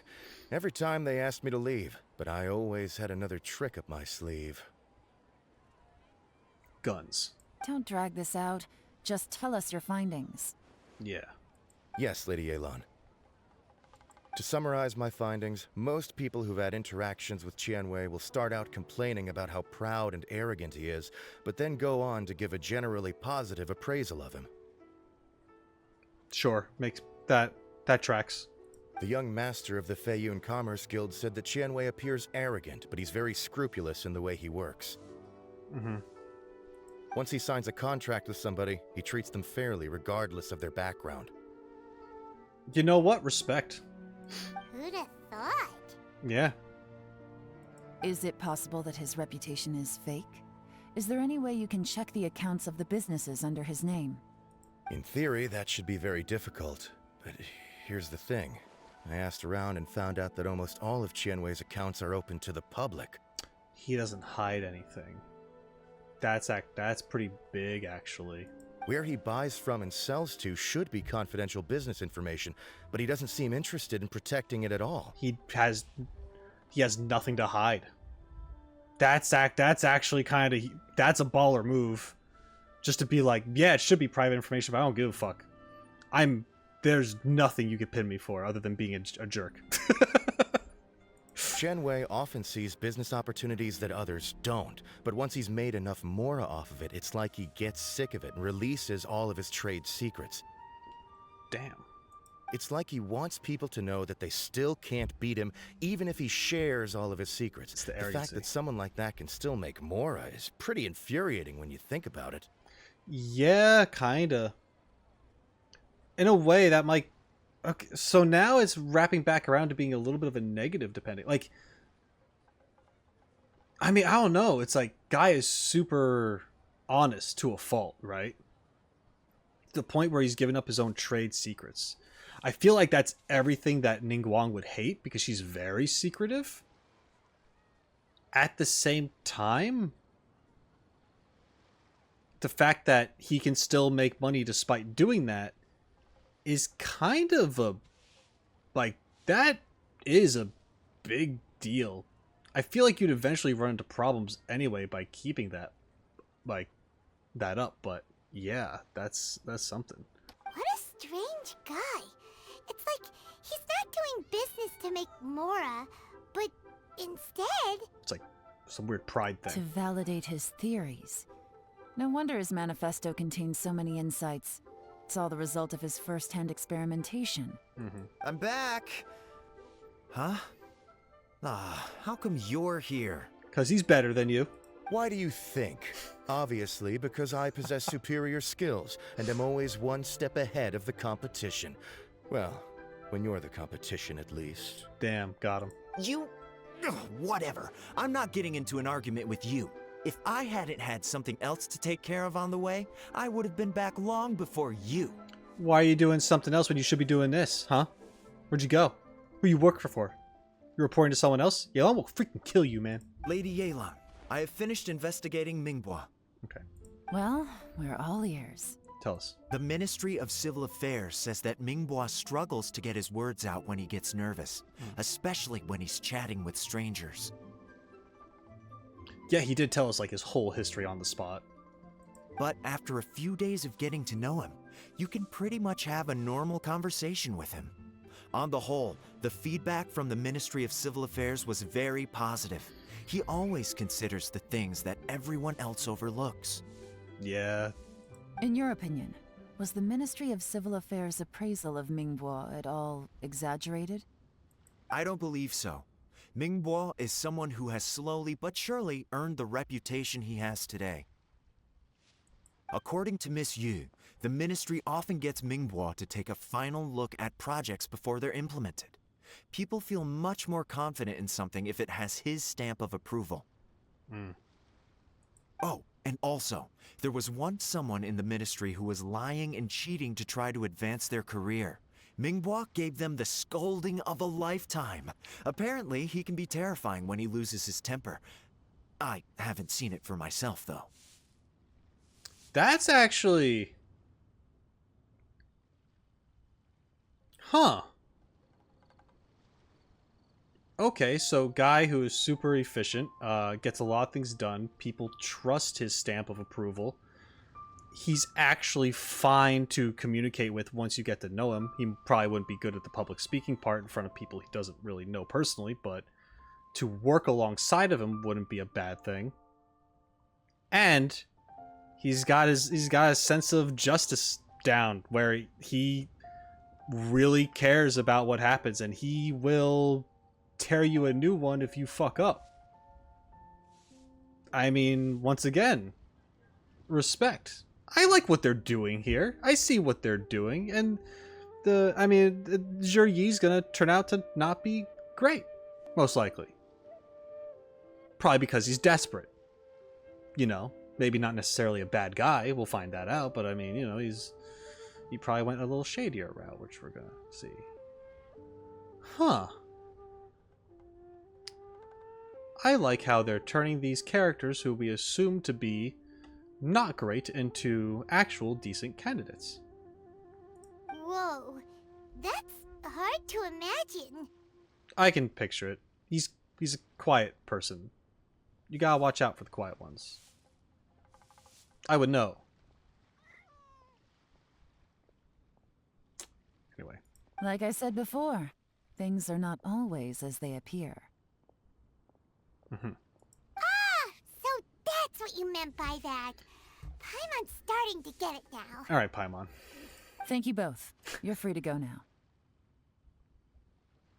Yeah, you can go do that thing. Oh wait, no, you already did it. Sorry. So, have you finished reading the manifesto? Yeah, I got nothing. We still have a bit left. We do? God damn it. I can't see any immediate problems looking at the individual entries. But if we look at them all together...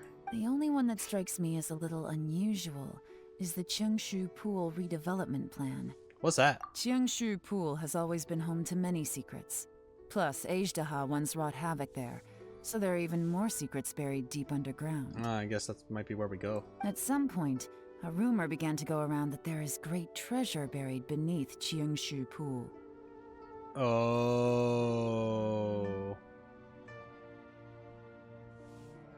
This is his get-rich-quick scam. A long time ago, with the approval of the Qixing, a mining team conducted an exploratory excavation there. So, did they find any treasure? Of course you'd ask that. None. The ruin was completely impenetrable. The only way they could have gotten through the solid rock would have been by blowing it open with a special kind of explosive. The technology wasn't mature enough at that time, so the excavation project was shut down and the treasure became a mere legend. Zhiyi's manifesto focuses on solving problems, and this treasure hunt seems extremely risky. It seems out of step with the rest of his plans. Yeah, okay. So he has a bunch of like really good ideas in here, and then there's like this little bit that's like, oh yeah, treasure hunt. What? Still, this one fact alone doesn't tell us much. Everyone wants to get their hands on this treasure.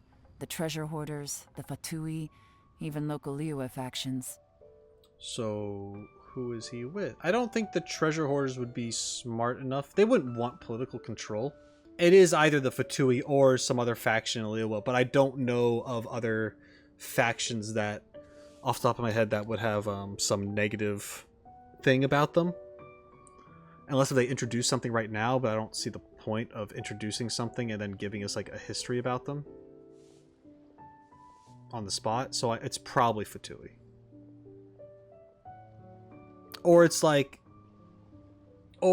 that guy that Sing Cho and his whole the Feiyun Commerce Guild screwed over. Like he's making a comeback, but he was associated with the Fatui, so I don't know. Did you find anything? Excavation? Project? Treasure? Did we read anything similar in our half of the manifesto? The Rock chapter. Oh yeah! Zhiyi said the Blackcliff Forge workers should get right of first refusal if any suitable projects come up. Did he now? Well, that makes everything much clearer. So Zhiyi wants the Blackcliff Forge to excavate the treasure of Qiungshu Pool. Yeah.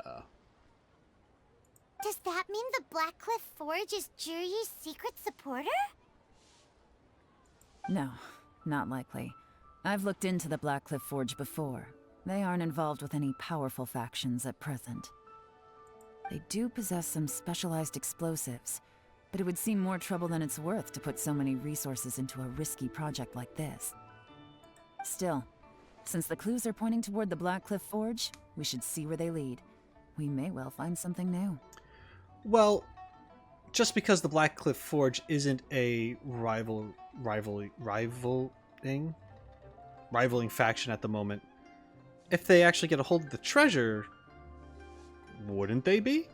It could be a way for them to make a step up and then be associated with this guy, who then gets power. So now they are a big deal, potentially. I mean, of course, it's probably not. There's definitely something else that's tied to them, or within that whole thing. So we'll see. Shenwei and Mingbok both turned out to be completely different than what we thought. Yeah, I like it a lot. It's good writing. What about Zhiyi? I enjoyed that. Is there another side to him too? Yes, absolutely. A very desperate side.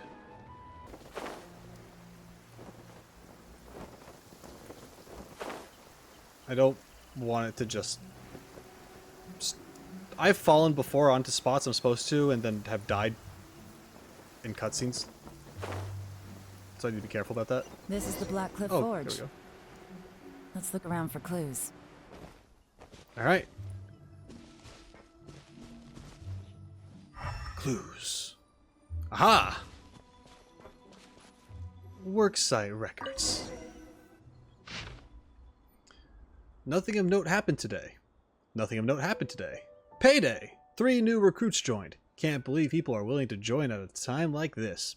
One of the newcomers is very skilled. He got made the team leader. Nothing of note happened today. Is this Zhiyi taking control? What's this? A diary? From the back, it looks like a ledger, but it seems they also use it as a site log. Mm-hmm. We don't know who wrote it, but it's interesting, don't you think? These newcomers, who could have sent them? Yes. You think they're suspicious? Yes. Yes. Look, it says right there, one of them's already been promoted to team leader. Mm-hmm. At this rate, by the time the Qingshu Pool redevelopment plan is ready to roll, they'll be the technical backbone of the team. Sounds like Zhiyi may be sticking his thumb in quite a few pies. That'll give them the chance to take a lot of liberties. They can copy any secret texts or steal any treasure they find underground. Yes. Imagine if we didn't suspect anything. By the time Zhiyi recommends the Blackcliff Forge for the excavation project, at most we would maybe do a fresh background check on the place. No red flags if all they did was change some key staff. And even if we decided to vet the staff individually, they'd have had more than enough time by then to come up with fake identities. That's the advantage of planning this far in advance. It was a clever move. Respect. When you put it like that, it all makes sense. If we hadn't found this out, someone else would have stolen the treasure. Instead of us, who's trying to steal the treasure. So, who's really behind all this? That's a question for the newcomers. But let's start with that worker over there for now. Okay. I know we talk a lot about treasure. I would be really surprised if it was treasure hoarders, though. Because I just don't think they're that put together. I could be wrong, though. Maybe my perception of them is just wrong. I know that they have their leaders and stuff, and they go out and try to do these big, great things, but also not really. Like, they're kind of bumbling idiots, I feel like, more so than not. Maybe I'm wrong in thinking that. I'm not sure. Should I be more concerned about the treasure hoarders? They just felt like thugs all the time. They're just bandits. And I don't know why bandits would want any kind of political power. I mean, I know why they might want, but I just don't think that's a move that they would do. That's like flying too close to the sun for them, I feel like. Meanwhile, it's something the Fatui have tried to do before and consistently try to do in some way. So, that's why I'd be surprised if it actually is treasure hoarders. Unless if it's like taking them into a new direction. One of those things, I could see if it's like that. Anyway, hi, Iron Shoulder, worker, Blackcliff Forge, guy. Excuse us. We want to ask you about the newcomers. What are their names? Where do they live? Social security numbers? You want them to teach you or something? Whoa. I gotta say, these newcomers are in tip-top shape. Fast learners, too. They're picking up all the skills unbelievably fast. Then that would be good for you. My only complaint is that they're always going out drinking at night. But they never let us join them. Oh. Oh. That's because they're talking about their secret plans. And they don't like you. I guess they just need some time to adjust. I'm sure we'll get to know each other over time. This guy sounds really disappointed. I feel bad. They go out drinking. This area isn't exactly renowned for the nightlife. I'm guessing it's a long trip to the nearest tavern. You got that right. They tell me they go all the way back to Liyue Harbor to drink at Wanmin Restaurant. Are we gonna go there? It rained after work today, so they actually stuck around at the site for a while. But as soon as the rain stopped, they went out drinking again right away. Hey, you're only young once, right? I say, if they can hack it, let them at it. Interesting. Let's go talk somewhere else. Yeah, we don't want to talk with this guy either. Sorry. Looks like our hunch was on the Mora. These newcomers are very suspicious. Drinking in Liyue Harbor, huh? Some cover story. I'll wager they've been going to intelligence updates. Most likely. Good thing it rained today. It means they'll leave footprints. I doubt they'd give themselves away that easily, but let's follow them and try our luck. There's a chance that they just say that they're going to Wanmin Restaurant and they're not actually going to discuss their plans at Wanmin Restaurant. They're probably going to a secret hideout to do it. Anyway, we're going to follow the footprints.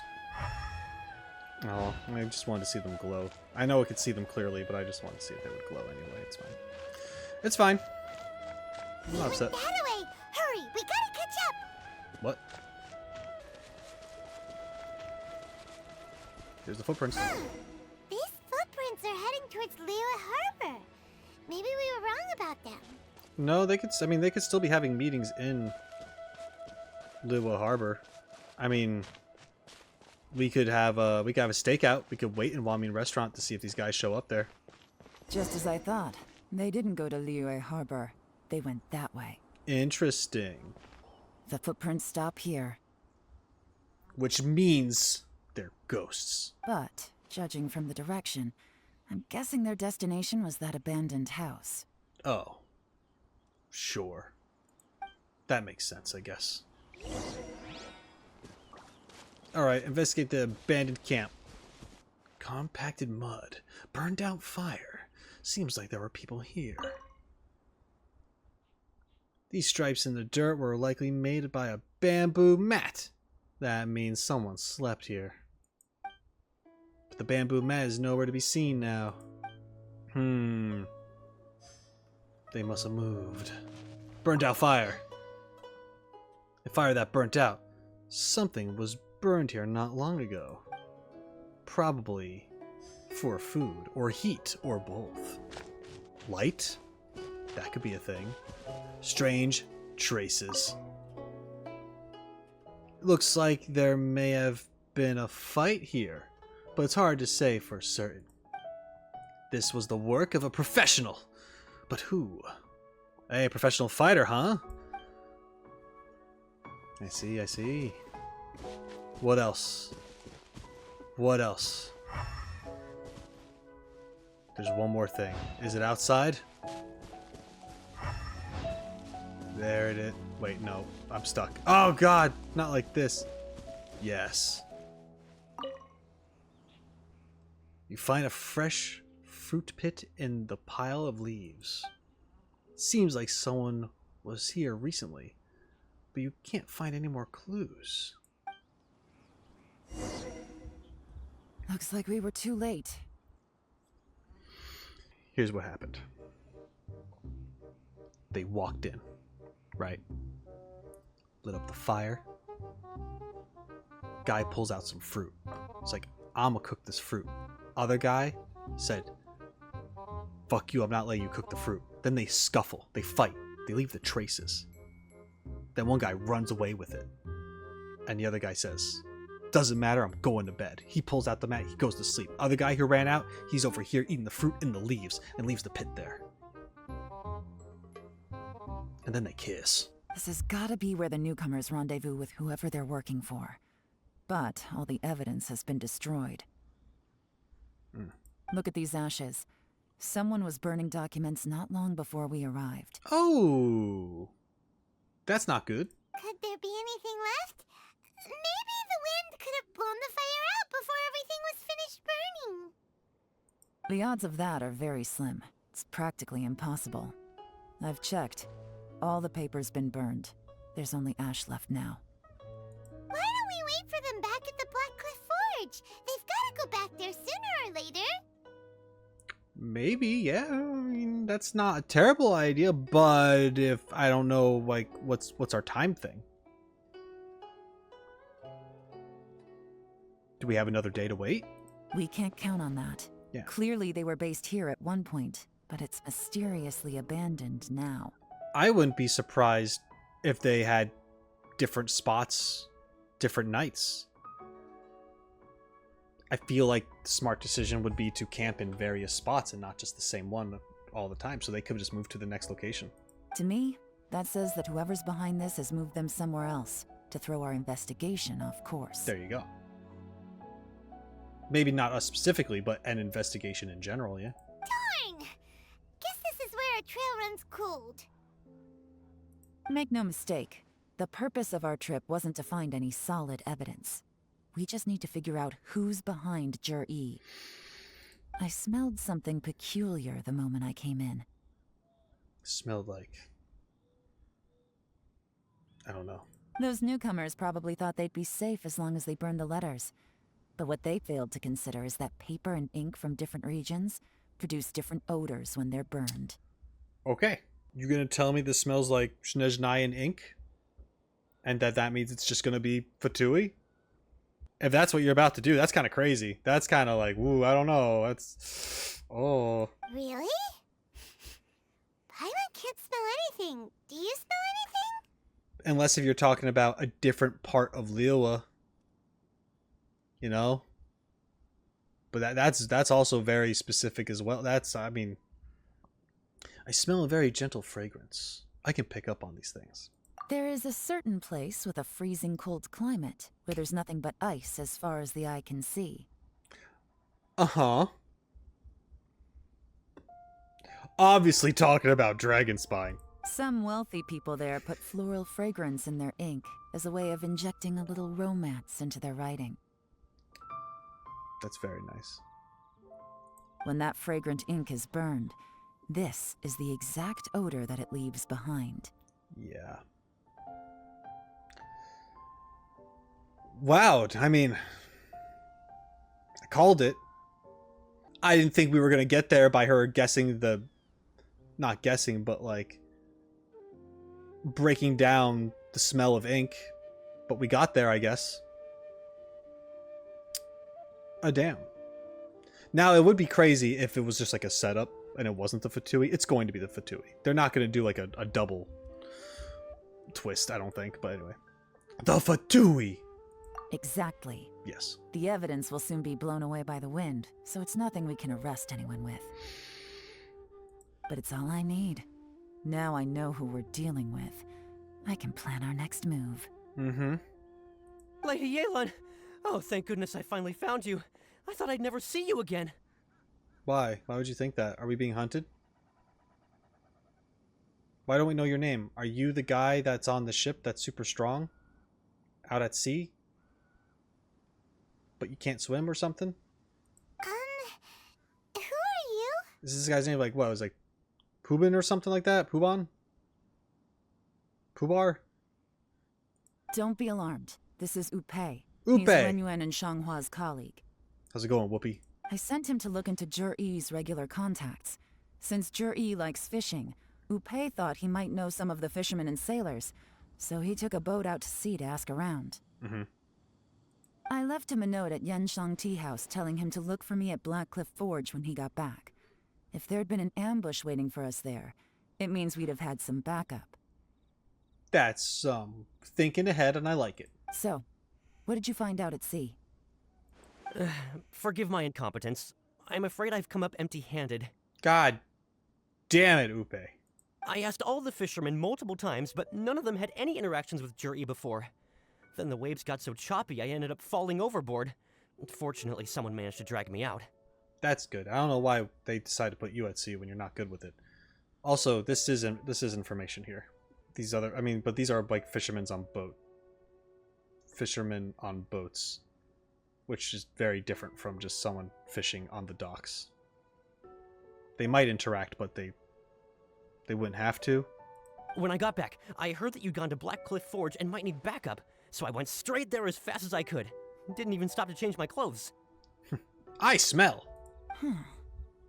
Well, Uncle Tian said that Zhiyi once bought a recipe from one of the fishermen. Did you hear anything about that at all? What? That's news to me. No, that's not possible. It's absolutely not possible. Lady Yelan, I'm telling you, I spoke to every single fisherman out there, and none of them mentioned anything about a recipe. Interesting. Then I wonder how that even more wonderful fish soup came about. Yeah. Fish soup? What fish soup? I didn't think we were going to go back to the fish soup, but it was, like, we did talk about that for a bit, so there we are. Nothing. Our priority right now is to find a way to get our hands on some solid evidence. Well, any suggestions? Catch them red-handed when they meet. Send someone to either way, I don't know. It's just like, if we're going to send anyone to tail them, it's going to be us. Why would we? And we don't know where they went. Honestly, we are just back to waiting for them to show up somewhere. But we'd have to predict where they're going to go. Not a bad idea. Upe, what do you think? Honestly, I've already tried following Zhiyi, but the guy's too cautious. never meets with anyone suspicious. Are you saying you're suspicious? I guess you would be if you're stalking him. Okay, so Tailing's out. Yep, which is why I didn't say it. No, we'll still need to tail him. But first, Oh, we need wait. to do some groundwork. It's same sentence. But it's like, we're going to tail him and then we're going to catch him red-handed. It's okay. Groundwork? When you've worked in intelligence for a long time, you'll understand that no one can stay on high alert forever. Mhm. Especially when he thinks he's about to win. Yeah, sure. Tomorrow morning, I'll announce his victory at Yuehai Pavilion. Take a guess what you think he'll do next. Be sure to arrive on time. You won't want to miss the show. I mean, so you're going to fake announce him, and then is he just going to get all arrogant all of a sudden? That'd be really dumb if he's just immediately like, "Ha, you fools! Thanks for making me the guy." And then you're just like, "Nah, I didn't mean it." It's like, "Oh man, my plan foiled." Like, that's not... What? That would be so bad. Don't do that. I hope the game doesn't do that. That wouldn't make any sense if he just breaks character and he's just like evil. I don't think he should just be bad. I figured he'd be with the Fatui because he's desperate. But is he actually corrupted stuff? Maybe. I don't know. We'll find out, I guess. What am I doing? Wait until 9. I can do that. I can wait. Here's the thing. We're going to announce it. Something's going to get revealed. And we're going to get into a fight with some Fatui that have been hiding in the crowd or whatever this is. And it's going to be something. I'm going to make sure I land over here and not on the spot so I don't murder myself accidentally. I still don't know who I'd pick besides, what's-his-face? If I was going to, Looks like we're all here. Well then, time for me to announce the results of the assessment process. I won't drone on about the importance of the Tianshu role. Suffice to say that Uncle Tian entrusted me with the monumentally important task of assessing the candidates. And now, it falls to me to give him a satisfactory answer. Mm-hmm. All of us here know the score. Don't beat around the bush. Just get on with it. Qianwei has many pioneering ideas, but some of his plans are lacking in detail, and he easily gets into testy exchanges with other people. Yeah, true. You do have an attitude problem. Mingbo is reliable, but not quite ambitious enough. And because of his personality, he struggles to win people over. Damn. In contrast, Zhiyi is evenly balanced across the board and enjoys an excellent reputation in Liyue. Huh. After much consideration, I have decided to recommend Zhiyi to the Liyue Qixing. Oh. This doesn't mean you get it, though. You're just recommended. So now we see what happens. What? Don't be like that. Oh, congratulations. How do you respond? Thank you. Honestly, I'm a little surprised to hear my name being announced. No, you're not. In my estimation, all three of us are worthy candidates for the Tianshu position. As your competitor, I've become keenly aware of your great talents. This guy's like, I am not hearing it. Would either of you entertain the possibility of working with me in the future and taking on some of my workload? I'll have to see. I'm in a bad mood. This is the last thing I want to be thinking about right now. I don't mind, as long as I can help. Okay, well, that's all from me. Zhiyi, you'll have some preparation to do. It won't be long before you're informed of your official appointment. I hope you will work hard and make Uncle Tian proud. Okay. Yep. So, doesn't have the position yet. But now his guard's gonna drop because it's like, it's easy from here. I'm gonna meet the guy that likes me, and he's just gonna give me the thing. We're in, Fatui. I will live up to the Tianshu name. On this, you have my word. Don't. Ooh, that's not. I should go. I need to pack my things, and then I think a celebratory meal is in order. Would anyone like to join me? Count me out. I'm not in the mood for a celebration. Yeah, I get it. Zhiyi seems pretty relaxed now. This would be a good time to follow him. His guard is down. Hey, traveler, tell me something. What exactly does that guy have that I don't? You all suck in a different way. You're arrogant. He's a pushover. And Zhiyi's just working with the Fatui, most likely. So, I mean, we all have our negatives that we have to consider. If you can't answer that, I'm not accepting this result. It doesn't matter whether or not you accept it. Imagine that. I, also wouldn't mind knowing. I feel bad when you ask it. Oh no, if we get stuck here, we won't be able to leave! Follow him. Yes, ma'am.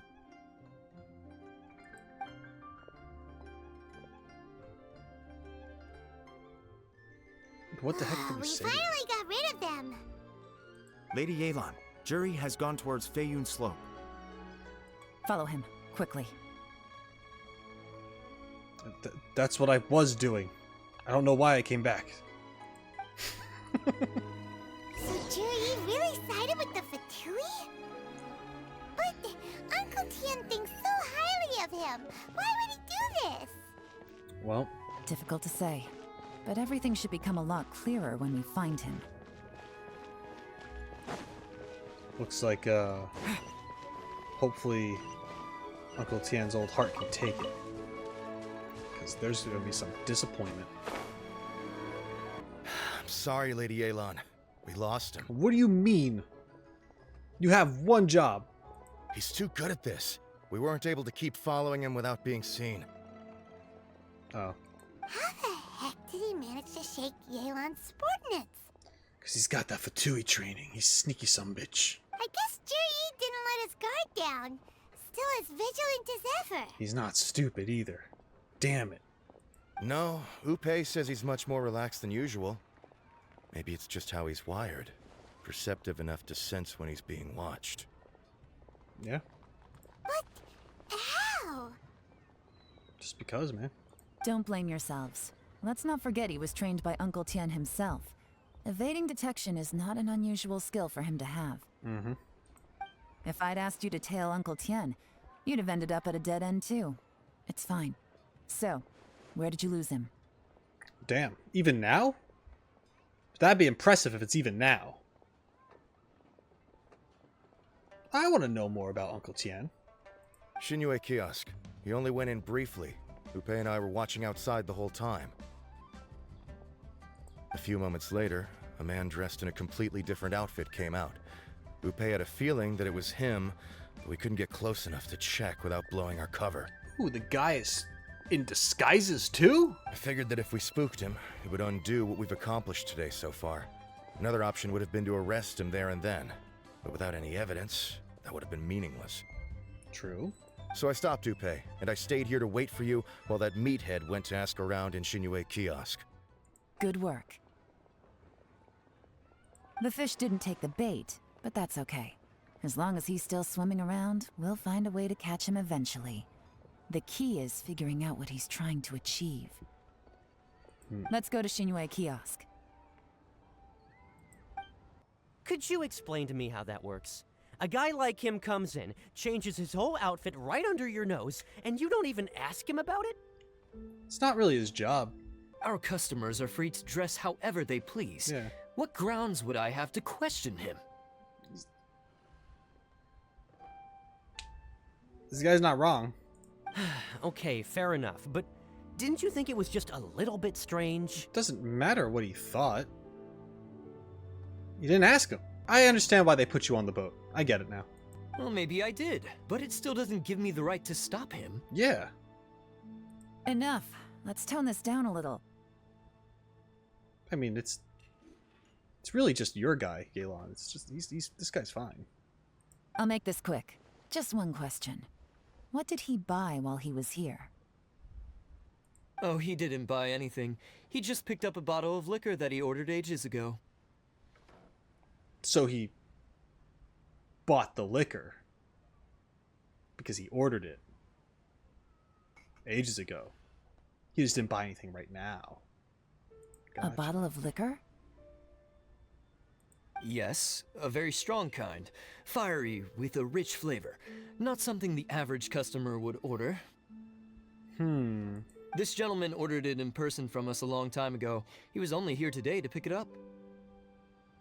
Liquor and wineware. I see. Let's go. Okay. Where to? Shigu Antiques. Okay.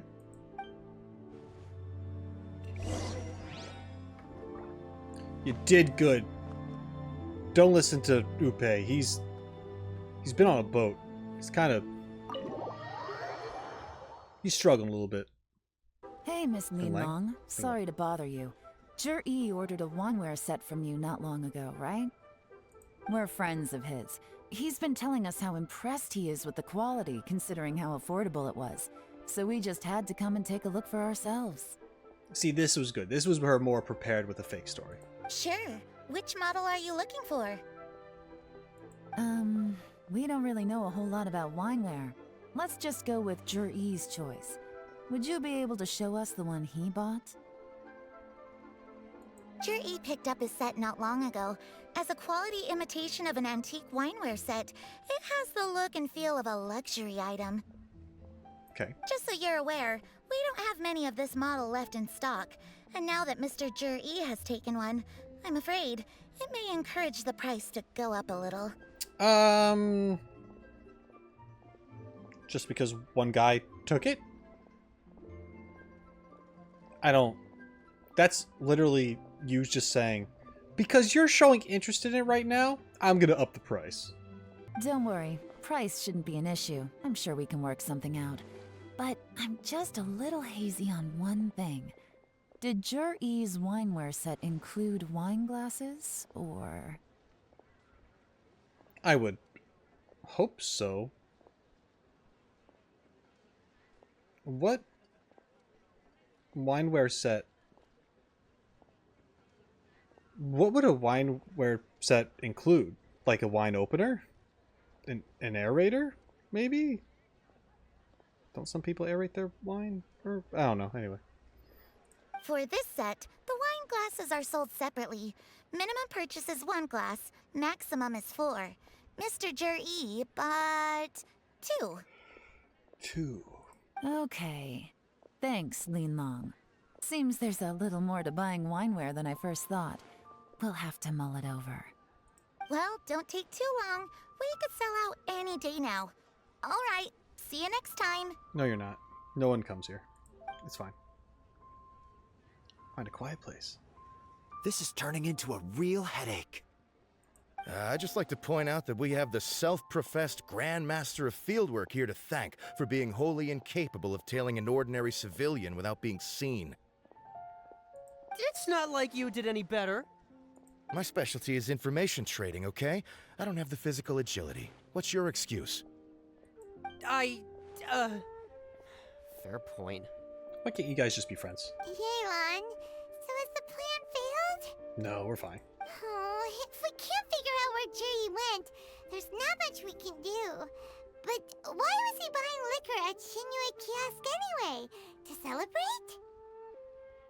Listen, we put on masks. Change up our outfits. When he goes to meet Uncle Tian, we'll have it be like a night meeting or something. It's dark out. We'll tell Uncle Tian to, like, hang back a different time. We'll give them different times. When Zhiyi shows up early, we jump him, take him somewhere else, interrogate the shit out of him without him knowing who we are, find out the information, and then just, like, dump him on the side of the road somewhere. Go handle the Fatui hideout that he leaked. Come back. Day is saved. I don't think that's such a bad idea. I'm just saying, I think I'd be very good at the job that Yelan has. I think I could pull it off. I think I'd be very no way, I wouldn't want anyone to know that I'm doing that. Never mind. No one knows. And it's not like I'm doing it now anyway, so whatever. If so, it's no ordinary celebration. What do you mean? First of all, Zhiyi isn't much of a drinker. On some level, he hates alcohol because of what it did to his father. That's true! So he got it for other people. If he was just looking to celebrate by himself, he wouldn't spend his meager savings on an expensive bottle of alcohol, let alone buy a pair of special wine glasses. No, this is a victory feast, held in honor of Zhiyi's private sponsor. Yep. Whoever this person is clearly enjoys hard liquor and has a very high status, hence the need for expensive-looking wineware. They're not hinting to anyone I should know, right? Within the Fatui? It's just gonna be some guy in the Fatui that likes wine, right? I mean, I don't... Now, where might we find Fatui who match that description, I wonder? I don't know. Like specific Fatui? I don't know. Fatui officials. Well, yeah. Should be either the Snezhnayan Embassy or the Northland Bank. Okay. Okay, so they are just talking about, like, Fatui officials. They're not talking about a specific person. I was kind of like, they're not, it's like, it's not an actual person who's going to show up in this story quest, like, of importance with the Fatui. One of the harbingers is what I'm trying to say. We're not going to get a harbinger. That's not a thing. Senora, as far as I know, is dead. Scaramouche isn't going to show up yet. We already had some hints of him, but he's not going to be here. And there's no reason why Child would even mess with this stuff. He just wants to fight people. He'd let himself be found so he could fight. Have both locations surrounded. Take as many people as you need. Damn. Lady Yelan, is it time for us to make our move? If so, you can count me in. Upe, to the boats. Get with the program, would you? This is a covert surveillance operation. Zhiyi may be vigilant, but that doesn't mean the same is true for his drinking buddy. In which case, we don't need to change tactics. Just change who we're following. Right. The other guy might not be great at it. Great idea! So we just need to find out who Zhiyi bought that liquor for and follow them instead! But Lady Yelan, if we get caught, this could become a major diplomatic incident. I think it's already a diplomatic incident the moment they tried to weasel their way into your system. Fuck them. I'm well aware, but don't you see? Zhiyi is gambling everything on this. If we really want to catch him, we're going to have to accept a little risk ourselves. Stick to your orders, and make sure we're covering all other bases too. Anywhere else Zhiyi might be going. I want eyes on those locations. Yes, ma'am. Don't worry, Lady Yelan. Zhiyi may be a slippery character, but we'll keep a close watch on the movements of all Fatui officials. I'll be waiting for you at the tea house. If I'm guessing correctly, Fatui officials are likely to take action at night. You should go and get ready. Then meet me at Yenshang Tea House. Okay. All right. So what I was gonna say is, thank you so very much. Oh man, what did I want to say? I kind of lost my train of thought there for a second. Oh yeah, I wanted to complain about the Fatui. So the Fatui are obviously getting themselves involved with other regions all the time and messing with their politics and stuff. Does the rest of the world just fear Snezhnaya? Like just absolutely cower before them and their Tsaritsa or something? Because why are we... I mean, not that war is a good thing, but why haven't we? Why hasn't war been declared on Snezhnaya. I'm not, you know, this isn't me being like, it's all people from Snezhnaya, it's all their fault. But, you know, the Fatui, just a very powerful organization within Snezhnaya, with their politics and stuff, work for the Tsaritsa, their leader, going into other nations, trying to get their footholds into it. Also causing damage and other mischief. In Liyue alone. Terrorist attack. I mean, why are we just being like, oh, now it's gonna be harder for them to be around here? Like, no! Murder them! Not, you know what I mean, like, not actually, but just like there should be a lot more repercussions than there have been. And the fact that the Fatui are even allowed here at all still is kind of crazy. The Northland Bank should not exist anymore because of what they did.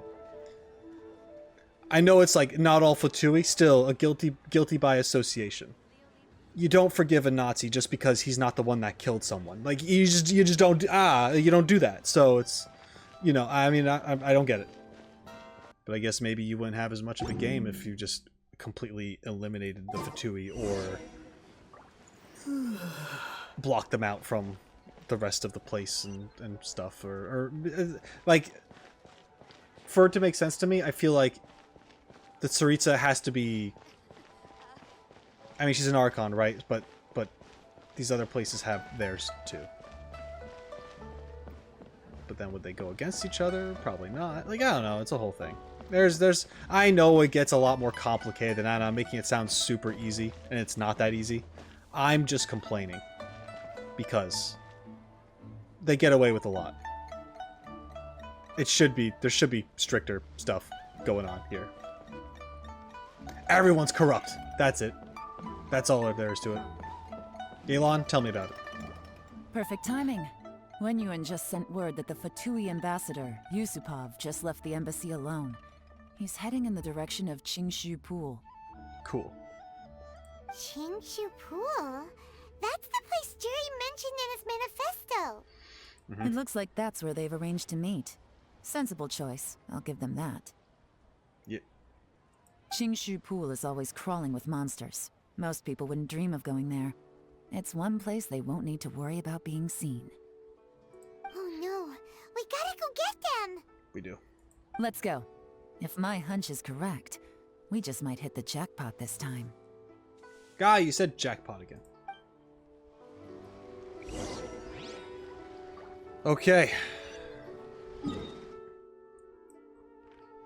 Going over here, huh? Let's do it. Let's do this thing. To Qingshu Pool. This is Qingshu Pool. Yep. Full of ruins, crawling with monsters. Anyone with any sense steers well clear of this place. I've looked into the place before. There's a worker's entrance somewhere around here. Follow me. Okay. Down below? Oh. Okay. Go down here.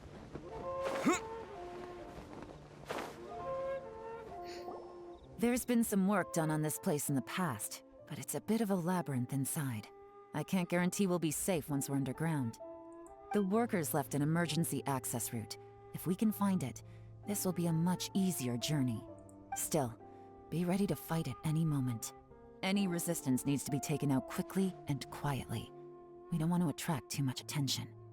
Don't worry, we're all professionals here. We got this. By the way, Yelan, where are your 3 little helpers at? Don't call them little helpers, please. They have other things to take care of first. We couldn't afford to wait for them, but they'll join us later. They're the backup. The guy's gonna make a run for it and they're gonna catch him. Aha!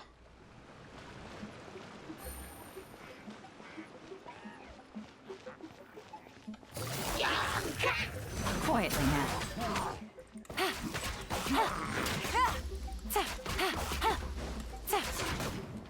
Gotcha. Here comes the catch. Quiet now. As I expected. But there shouldn't be too much trouble. That's just fun. I'm probably not playing her well at all, but that's fine. I'm not worried about it. You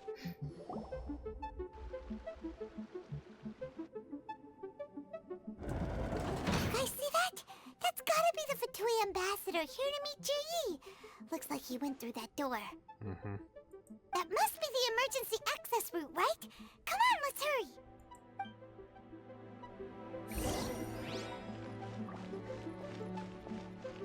Okay. This is the construction workers' emergency access route, but it's closed tight. Trying to break through would be risky. Let's see if we can find another way. Over here, huh? Oh. Look at that.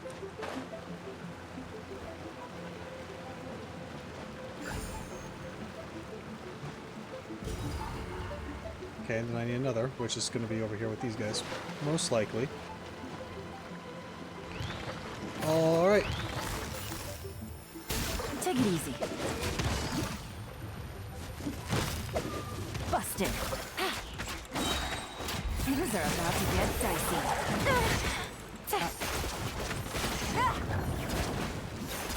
Nice. There it is.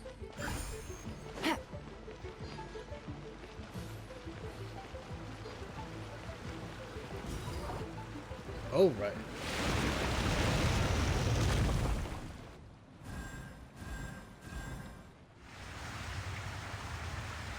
There we go. The water's gone down. Hey, look! Is that another way through? Yes. We're going in. Make my way back. Actually, no. That's not what I want to do. I can just go back the way I came, right?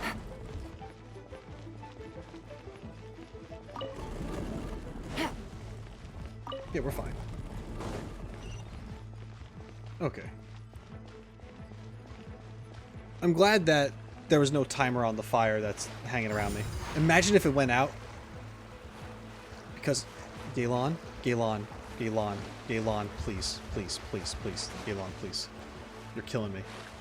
Just thank you. Oh. If I was wearing some kind of like heart rate monitor, you'd just see it like start.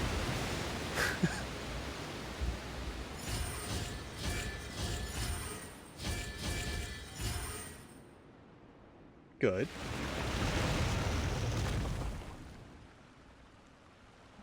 The water's flowed into the groove, and now the statues have lit up. Okay. Now we should be able to move the statues. I see. Is there an obvious pattern that I should know about? That I can see somewhere? Like there's the 3 lights here. Oh, I see. Okay, okay, and then I see that I didn't see the swirly here. My god, I miss this kind of stuff all the time. Okay, so it's fair enough. This is easy. This goes here. And let's see, that goes there. This can just go off here. So, no, that's not what I wanted. That's not what I wanted at all. Wait, hold up. Go back. I want you to go that way. Thank you. Alright, and now... go. And then... you're gonna go here. You're gonna go here. And then... let's see. Go here. Like that. Just do a little ring around the rosy action here. Alright. Easy. The door is open. Let's go.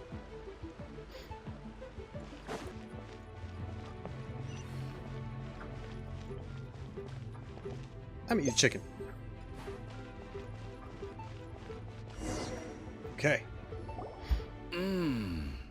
I can tell from the aroma that this is very fine liquor indeed. I'm impressed. Zhiyi, you disappoint me, man. You had potential. But you had to go get the power from someone else. Come on, bottoms up. After you, of course. He doesn't drink. Probably. Oh. I guess he will. Oh, sorry, that went down the wrong way. I've never drunk anything this strong before. It'll take me some getting used to. You'll get there. If you want to stay friends with us, you have to drink with us. That's a little weird. Right? That's a little weird? I think that's a little weird.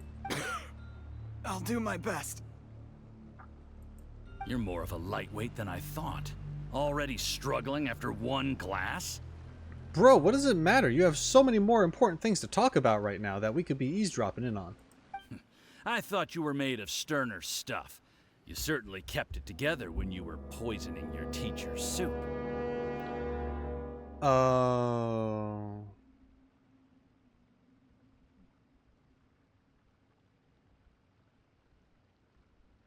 That's why we talked about the soup. Man. Zhiyi, sir. Man. Well, prediction is that that soup's not going to be a thing anymore pretty soon, and Uncle Tian he'll be fine for a while longer because his energy will come back once he has stopped eating the soup, maybe. And because he's still fit to be in position, we don't need the other two guys, so that's why he can still be there.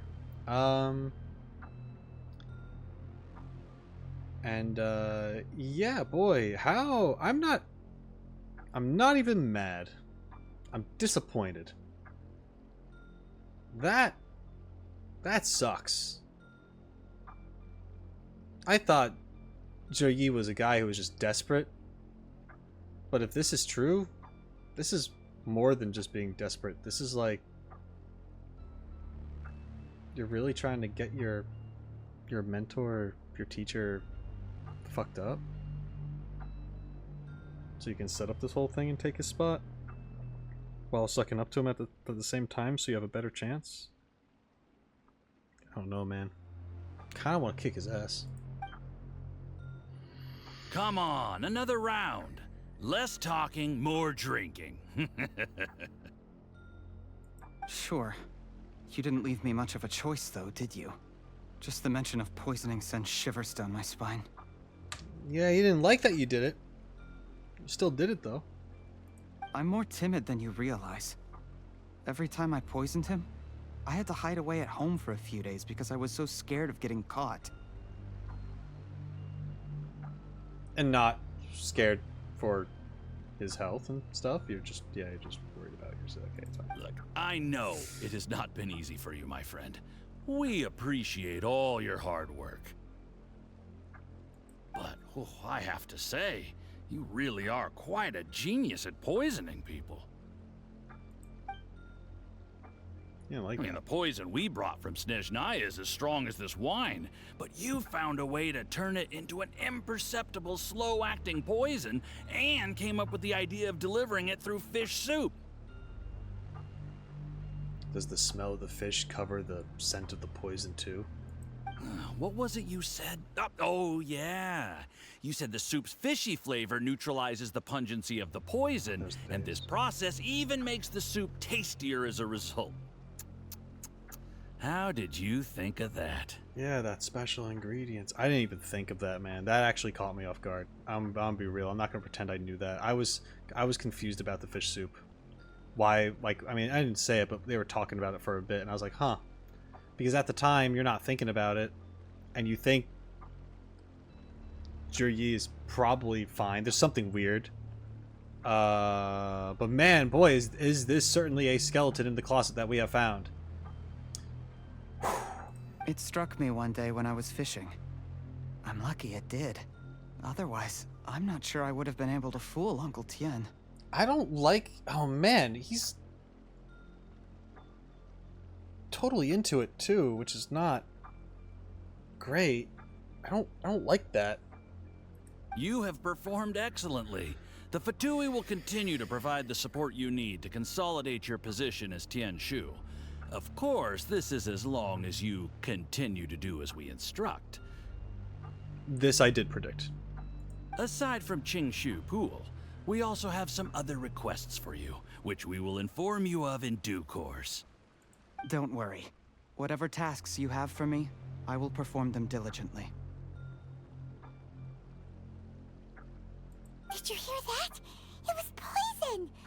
That's why Uncle Tian hasn't been feeling well recently. It's all Zhiyi's doing. What a nasty guy! Seize him! Hold on.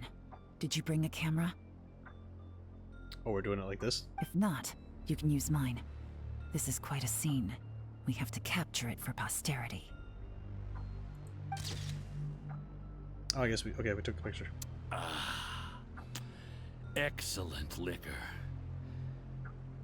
We've seen no progress on the diplomatic front, and everyone has been eyeing up the treasure of Qingshu Pool. It's been a real headache for me. But soon, everything will be taken care of, and I can report back on a successful mission. Thank you, Zhiyi. I remember when I first saw you. I knew right away that you would make a good partner for us. Hey, do you still remember what I said to you? What'd you say to him? How could I forget? You said a lowly commoner like me could never be seen as a serious candidate for the Tianshu, no matter how hard I work.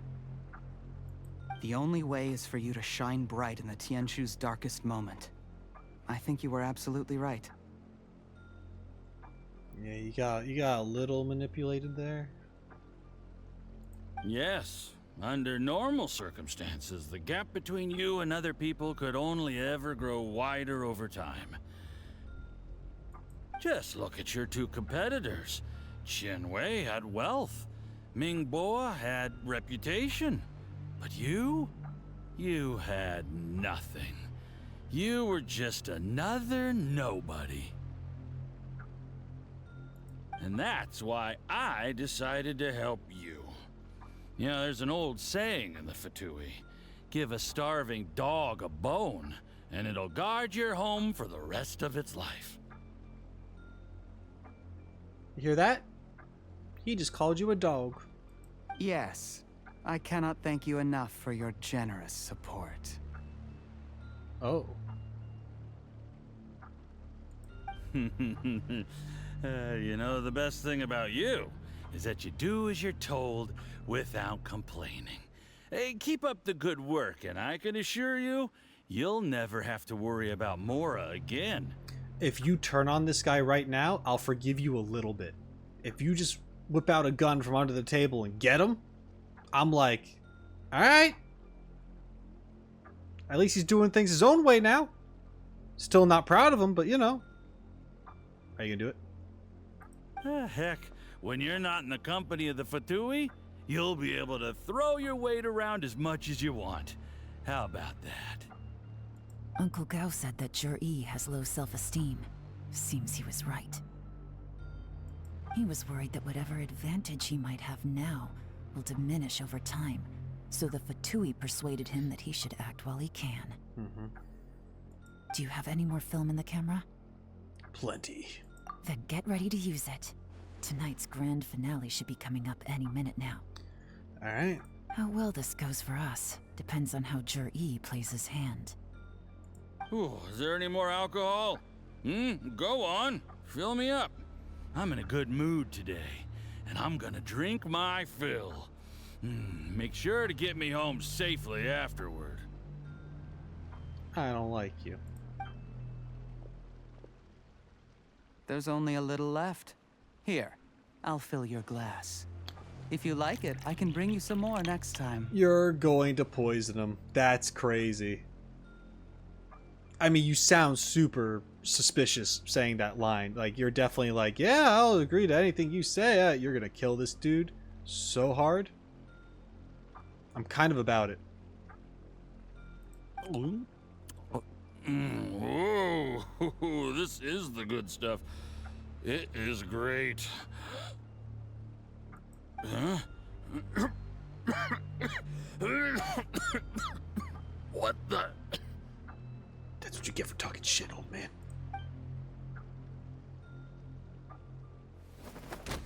Yup. Zhiyi, you poisoned my wine? But when? When he felt like it. You seem surprised, Mr. Yusupov. Multiple meetings, I imagine. How could you? How could I not? I've sacrificed years of my life studying and reflecting to prepare myself for this position. And in the end, I even had to poison my own teacher. Yeah, wow, he is a lot more... He is a lot more, darker than I thought.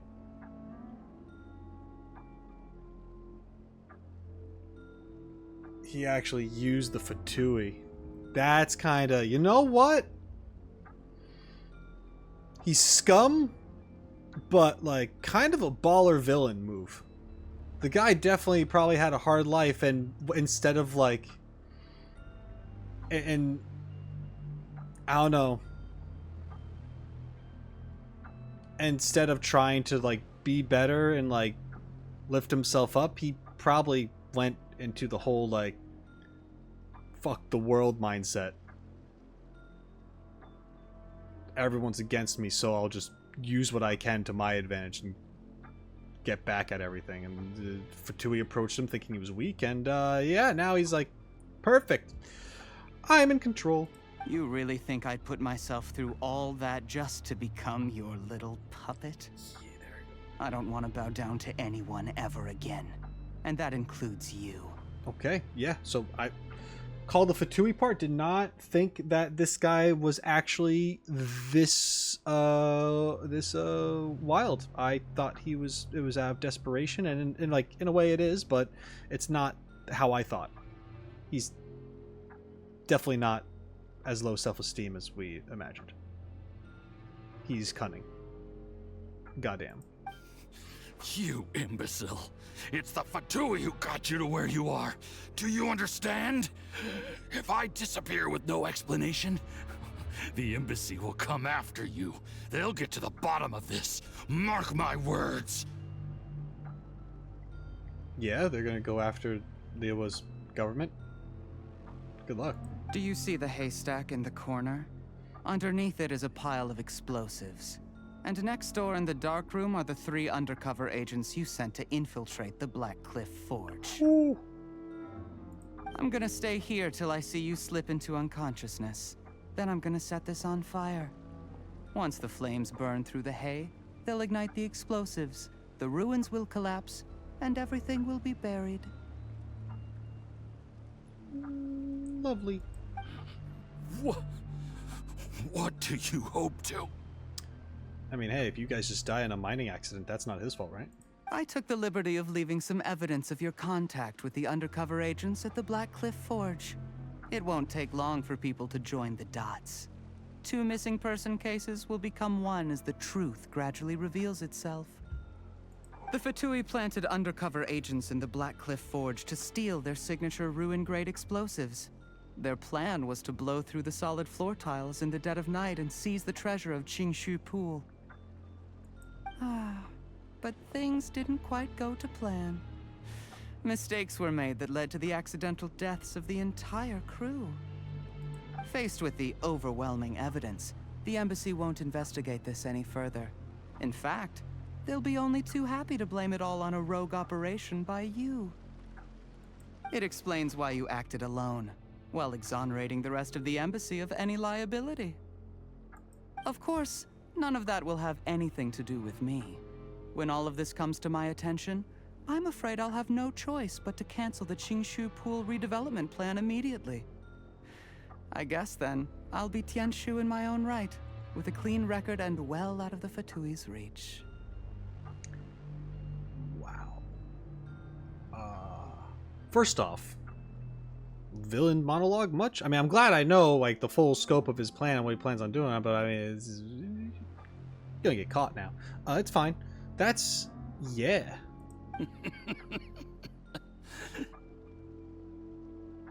Zhiyi, do you really think you're gonna get away with this? The Fatui has a record of everything. That includes the poison, all interactions between us, even my trip here tonight. After I die, they'll come looking, and they'll get to the bottom of this. A record? Oh, you must mean the one in the hands of your second-in-command, Theophan? Whoops. How do you know about that? This is the part where you're supposed to bluff and be like, okay, so you found that one. What about the others? Good job, idiot. Because when you contacted me, I also made contact with your associates. I have Theophan to thank for providing me with the poison I used on you today. Ooh, betrayal. He'll help me tie up all the loose ends. After all, your untimely demise comes with a few perks for him. I guess you're second in command. He did say like there were 3 of them. Didn't he say 2 of them were tied up? So the third one would have been the second in command, who is okay with this plan because he gets a promotion. He has been eyeing your position for a long time now. Yeah. I think I understood that correctly, but anyway. Maybe there are 3 people tied up. I don't know. That traitor! Zhiyi, you... Shh. Relax. It's over. After tonight, everyone gets what they want. And anyone else in the know is either my accomplice or about to be taken out of the picture. Oh, Yusupov, you're the guy who's going to be taken out of the picture. Just in case if you were wondering where you fit into that. Sweet dreams, Mr. Yusupov. I don't know why you gotta whisper all creepy like that, though. Zhiyi, it's kind of... Oh.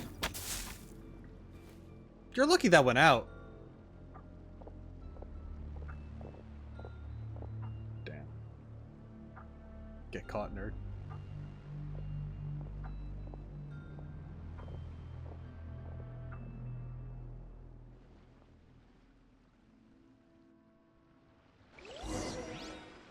Alright. Get out of my way, box. Oh, I thought I could break them apart and walk through all, like, epic and stuff. It didn't work. I did a little surveying on the way here and found that you'd left yourself 3 escape routes in case things went south. I have them all surrounded. If you're thinking of trying anything, save yourself the effort. The game's up. We were here the whole time and have pictures of everything. They came out pretty nicely. Want to see them? The game's up? Forgive me, I'm not quite sure what you're referring to, Miss Yelan. Alright, man. Nah, you don't have to... Alright. I happened to discover a Fatui operation here, so I approached them on the pretext of joining forces and eventually brought them down from within. If it pleases you, Miss Yelan, I'd be only too happy to have you join me in investigating this matter. No. I don't think you get to join the investigation. I think you get to be investigated. It's different. This is how you want to play it, huh?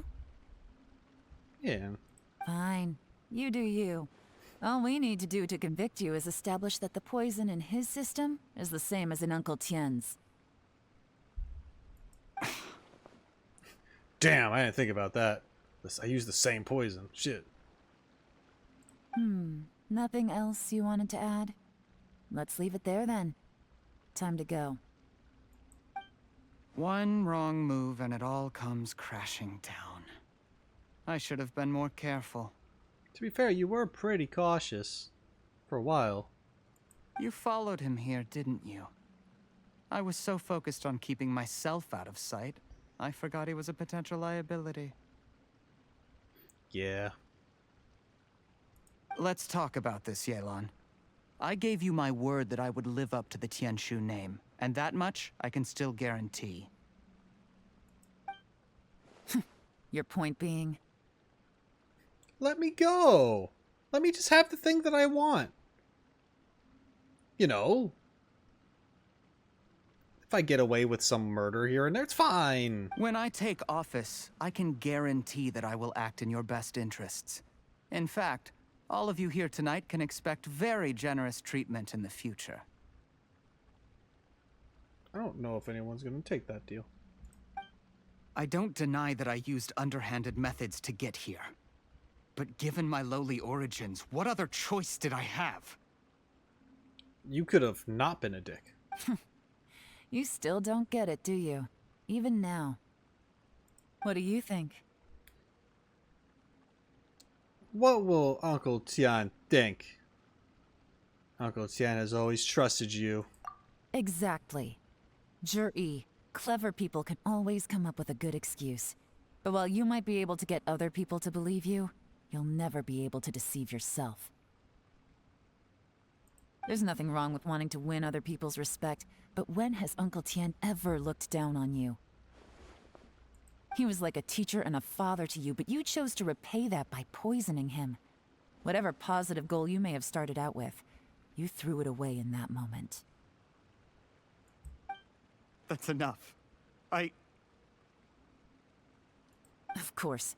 What makes this even crueler is that you managed to convince yourself there was no other way. Uncle Tian was always going to give you this opportunity, even if you'd done nothing at all. Yeah. If you just stayed as his student. I mean, have you seen the guy? He is old. You didn't really need to poison him to... Could have just been cool.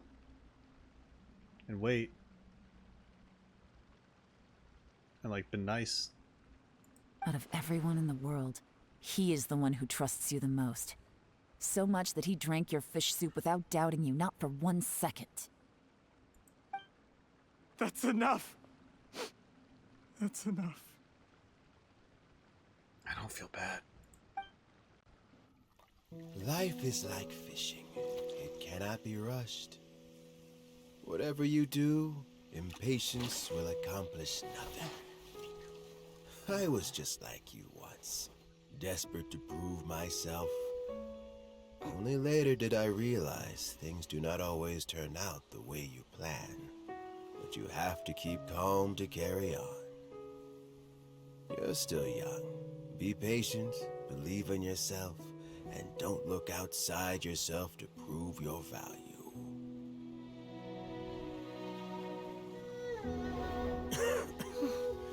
Where's Zhiyi these days? It's been a long time since he last paid me a visit. Maybe he's just busy. Well, next time, if he doesn't bring a pot of piping hot fish soup, don't let him in.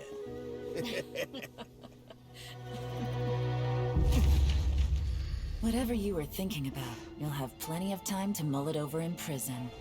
Oh, I almost forgot. If the Fatui find out what happened today, prison might not turn out to be the safest place for you. Trying to have friends on both sides, it has a way of turning everyone against you. But right now, I have an opportunity for you.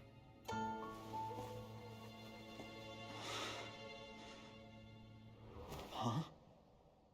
What? Sorry, things are about to get extremely busy for me. Let's meet at Yenshang Tea House tomorrow morning. Okay. I want to know about the opportunity you have for him. That was a nice cutscene too, by the way. I was not expecting kind of like a flashback of Zhiyi and Uncle Tian just fishing and talking, and the message that he clearly forgot about. Oh, it was good. And then Yelan talking right there. I mean, it's pretty good. Like seeing Yelan animated. I'll say that much. Anyway. I'll have someone remove the explosives. Then, there's someone I have to go and see. need our help with that? I don't want to go near the explosives. No, it could be dangerous. Yeah. You should leave this one to the professionals. What does that mean? Now I want to be involved with the explosives. I'm professional. I could do it. Be careful. Don't worry. As long as they're willing to cooperate, this'll be a straightforward deal. Okay. Get some rest. See you tomorrow. Okay.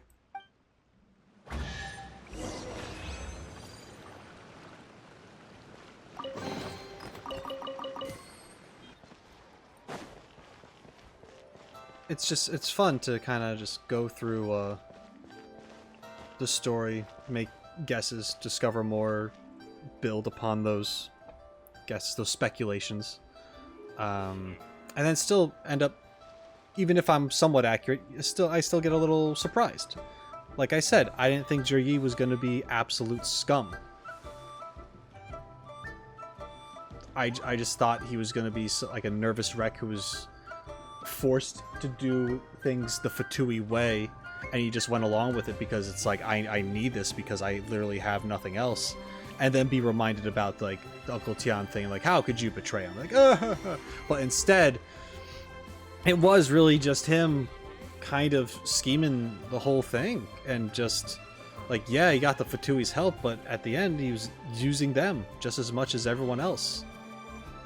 And he's the one who developed the poison. It wasn't just like given to him. He's the poisoner. So yeah, it's kind of wild just how good this person could have potentially been, like as far as like a good person, and he just completely went the other way. And of course he has regrets because he was upset getting like scolded at the end there. You know, he was hurting someone who trusted him, who had given him advice and watched out for him and stuff. And yeah, it's kind of emotional. Let's find out how this closes.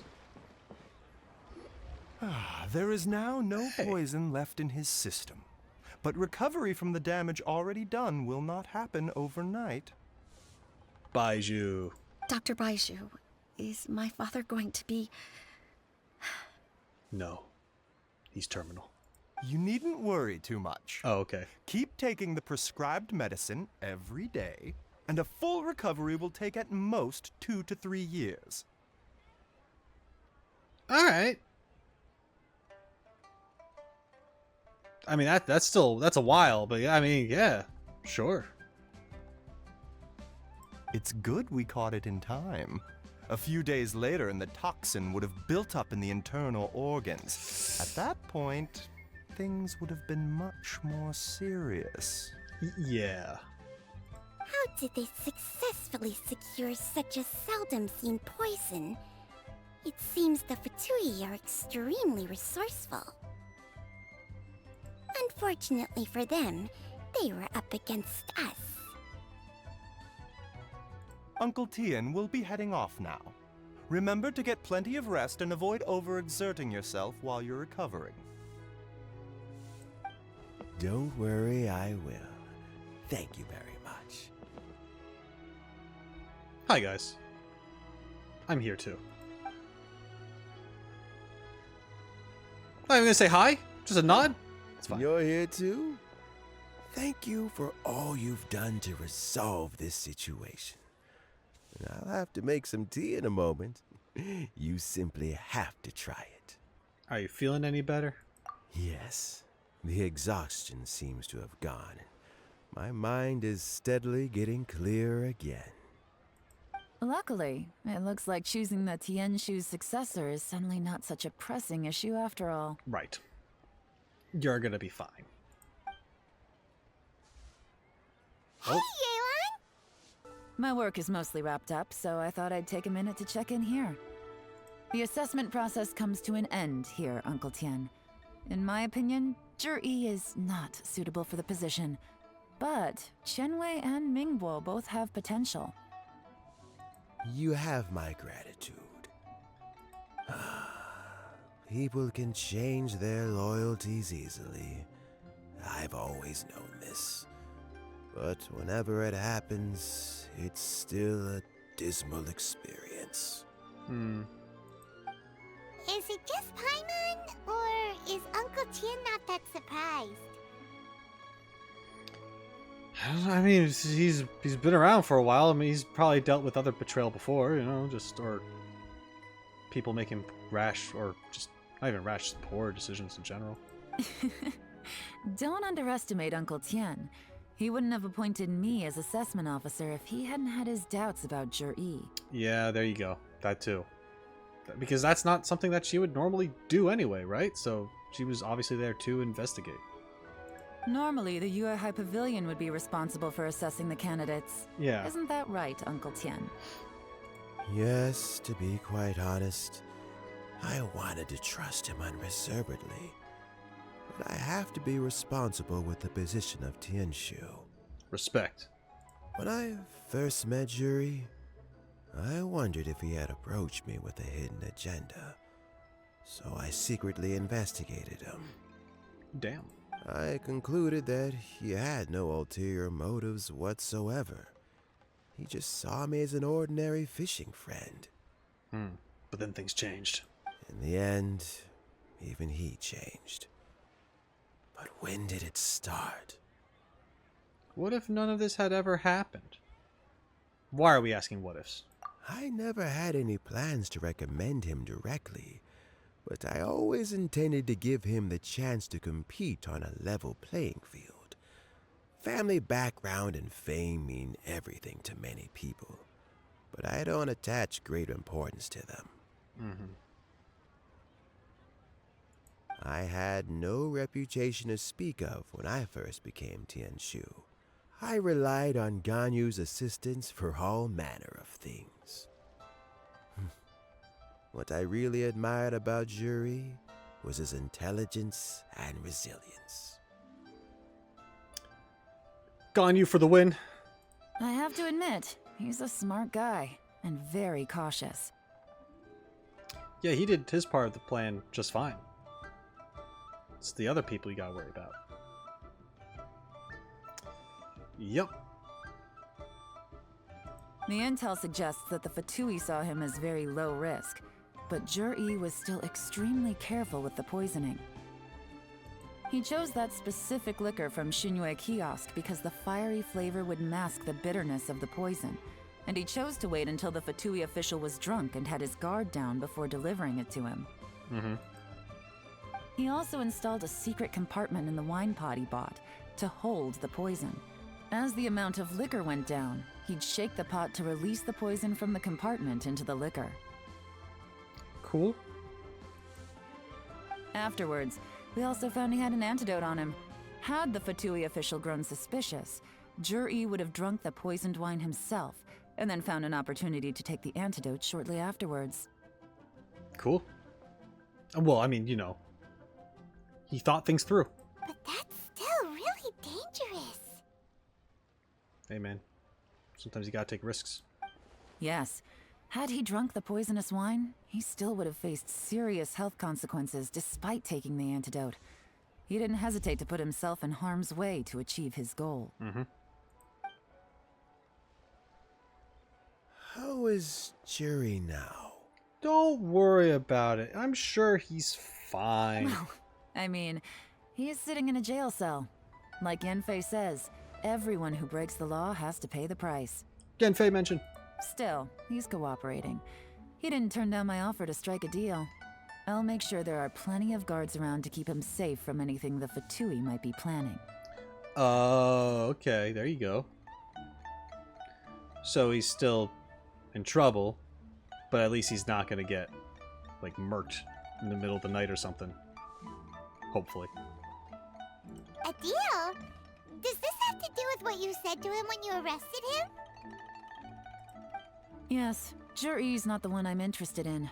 If he was as far as this went, I'd have handed the case off to my subordinates as soon as I realized. But once the Fatui became involved, things got a whole lot more interesting. I thought I might have the chance to catch a big fish. Oh. Well, did you? Almost. Unfortunately, it slipped off the hook at the last second. Uncle Tian, Yelan, what are you talking about? Paimon doesn't understand. Paimon, if you make them explain it all over again because you can't fucking pay attention, I'm gonna lose it.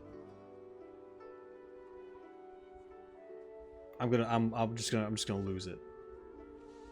She's after the Fatui. Come on now. Zhiyi colluded with the Fatui to try and secure the position of Tianshu. God damn it, Or, to put it the other way around, the Fatui made an attempt to interfere in the Tianshu selection process. With Yusupov in our hands and a statement from Zhiyi, we could afford to continue with a diplomatic offensive. Also, we'd be able to gain control of Theophan, Yusupov's second in command. Then we'd have a pawn in the ranks of the Fatui. Pawns like this can be major assets. They open up all sorts of new options. So this was your real plan? Why else did you think I was investing so much time and effort into this case? Because you're our friend and you wanted to hang out with us. So, okay, well, did your plan succeed? We got halfway. The first part went off without a hitch, and we passed all the information on to Lady Ningguang. But when we tried to make contact with Theophan, he was gone, along with all the evidence. The Fatui must be spying on us. Otherwise, they'd never been able to respond so quickly. No, guys, you have a bank in your city with Fatui guards around it. I found out from other sources that the Harbinger Regrator got involved. The Harbinger Regrator? Someone I don't know. Unless if it's just another name for someone I do know. I don't know what the word Regrator means. That would probably help if I knew what that was. The Fatui's main forces aren't concentrated here. Regrator was only treating this as a peripheral concern. Okay. It's a pity that Theophan got away. But knowing which Harbingers are still looking at Liyue is something. It gives me a starting point for my next mission. I'm looking up Regrator. Not like Genshin Regrator, but just the word Regrator. Oh god, the first thing that pops up is Genshin. Oh, I'm not looking at it. Oh, I don't want to see it.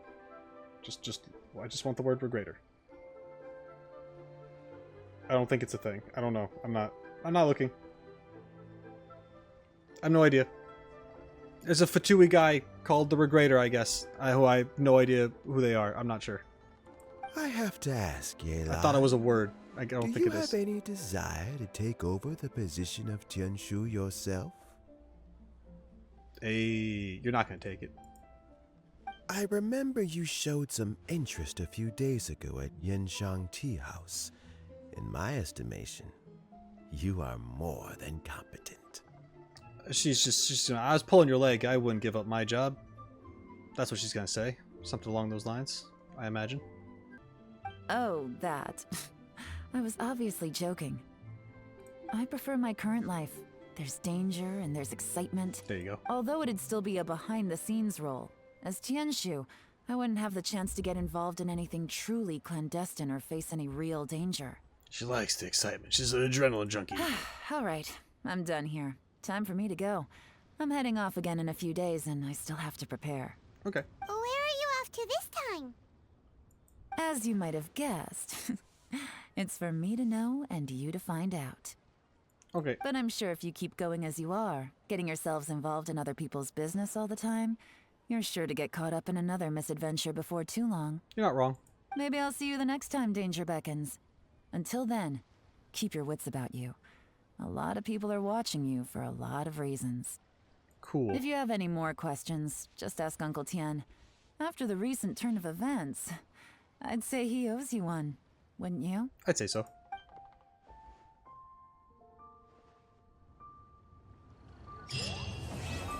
Hey, calculated gambit. There we go, everyone. Let's talk to Uncle Tian real quick, and then we'll call it probably. What would you like to know? You know, let's go down the list. About Zhiyi. Something I've said to Zhiyi, Qinwei, and Mingguo before is that while cunning and scheming are quite crucial, even more important than this is staying true to yourself. Zhiyi and Ambassador Yusupov each saw each other as a means to an end. They thought that if they could just outsmart their opponent, they would emerge the final victor. And yet, in the eyes of Yelan and Regrator, they are but pawns in a much bigger game. Agreed. Scheming is an endless endeavor. If you can't cope with it, you're better off staying out of it. It gives you a much clearer view in any case. Everyone has self-interest, but you cannot let it be your master. So, don't fight over fleeting gains and losses. Rather, focus on the direction your heart is leading you, and keep moving forward. All right, can you answer the rest of my questions without What being would you like to know? as long-winded? I got things to do. About Yelan. I first met Yelan when she was very young. Even back then, she was extremely tough, and she kept her cards close to her chest. An old friend of mine once privately commented to me that Yelan is always smiling, but never with her eyes. She is a very dangerous person. I can see that. Something of an exaggeration in my view. At least, I know she would never hurt the people she trusts. And she trusts me. Maybe. About the... Regrator is the ninth of the Fatui Harbingers, though likely the first among them where wealth is concerned. Okay. However, his wealth is not a mere question of how much more he has to his name.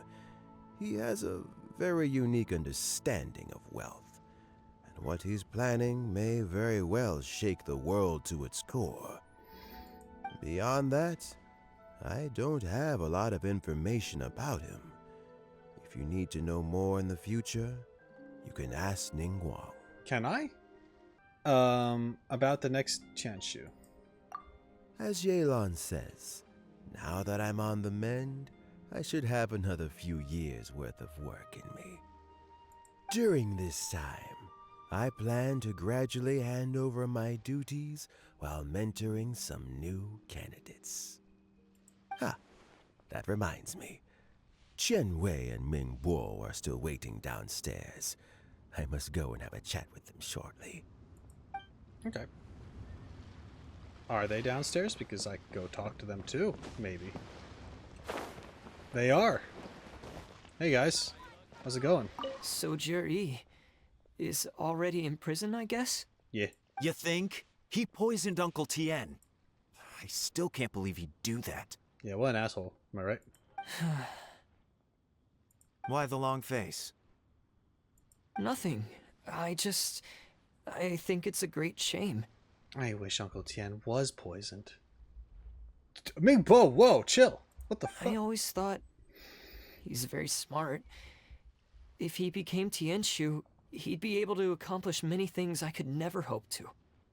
Alright, see, this with this attitude, this is why you're not going to be it, my guy. Don't feel bad. I'll admit he was a strong contender, but give me 3 years and I'll overtake him. I actually do like that confidence. I do. When I become Tianshu, I'll make you my deputy. Like the sound of that? Start by working on your temperamental issues. If you can't keep your cool, your work will suffer. Not bad advice. Right now, you still have a long way to go before you'll be eligible to take the Tianshu position. Damn, yeah, tell him. Tell him, get him. I'll get there, one step at a time. And then, before you know it, there'll come a day when you won't be able to find a single flaw in me or my work. I don't think that's true, but I like the optimism. The confidence is there. First things first, though. Let's go and talk to Uncle Tian. Yes. And that's it. That was Yelan's story quest, and this was a lot of fun. You know, it's so interesting getting a chance to actually work alongside her, getting to see how she does things, how she thinks, even though she's still pretty secretive. We had to explore these other NPCs and such, getting to see how they think and work and trying to predict their motivations and etc., so on and so forth. And I really liked seeing this whole this option of choice, you know, or at least it makes you think of that, where what if things happened a little differently? They could have ended up going down a different path, maybe one that was less destructive, less corrupted, but instead we ended up with what we ended up with. And unfortunate, but hey, things happen and you gotta roll with the punches. But this was a lot of fun getting to see all this take place, and I don't know, I just really enjoyed myself. Yelan is a super cool character and I can't wait to learn more about her. But anyway, thank you so much for joining me. If you enjoyed this as much as I enjoyed playing it, please let me know by leaving a like. Share your thoughts in the comment section down below. Check out the description for additional ways of how to support me. And please subscribe to the channel if you haven't done so already. Every little bit counts, it means a lot. And until next time, shine on, you crazy diamonds. Later.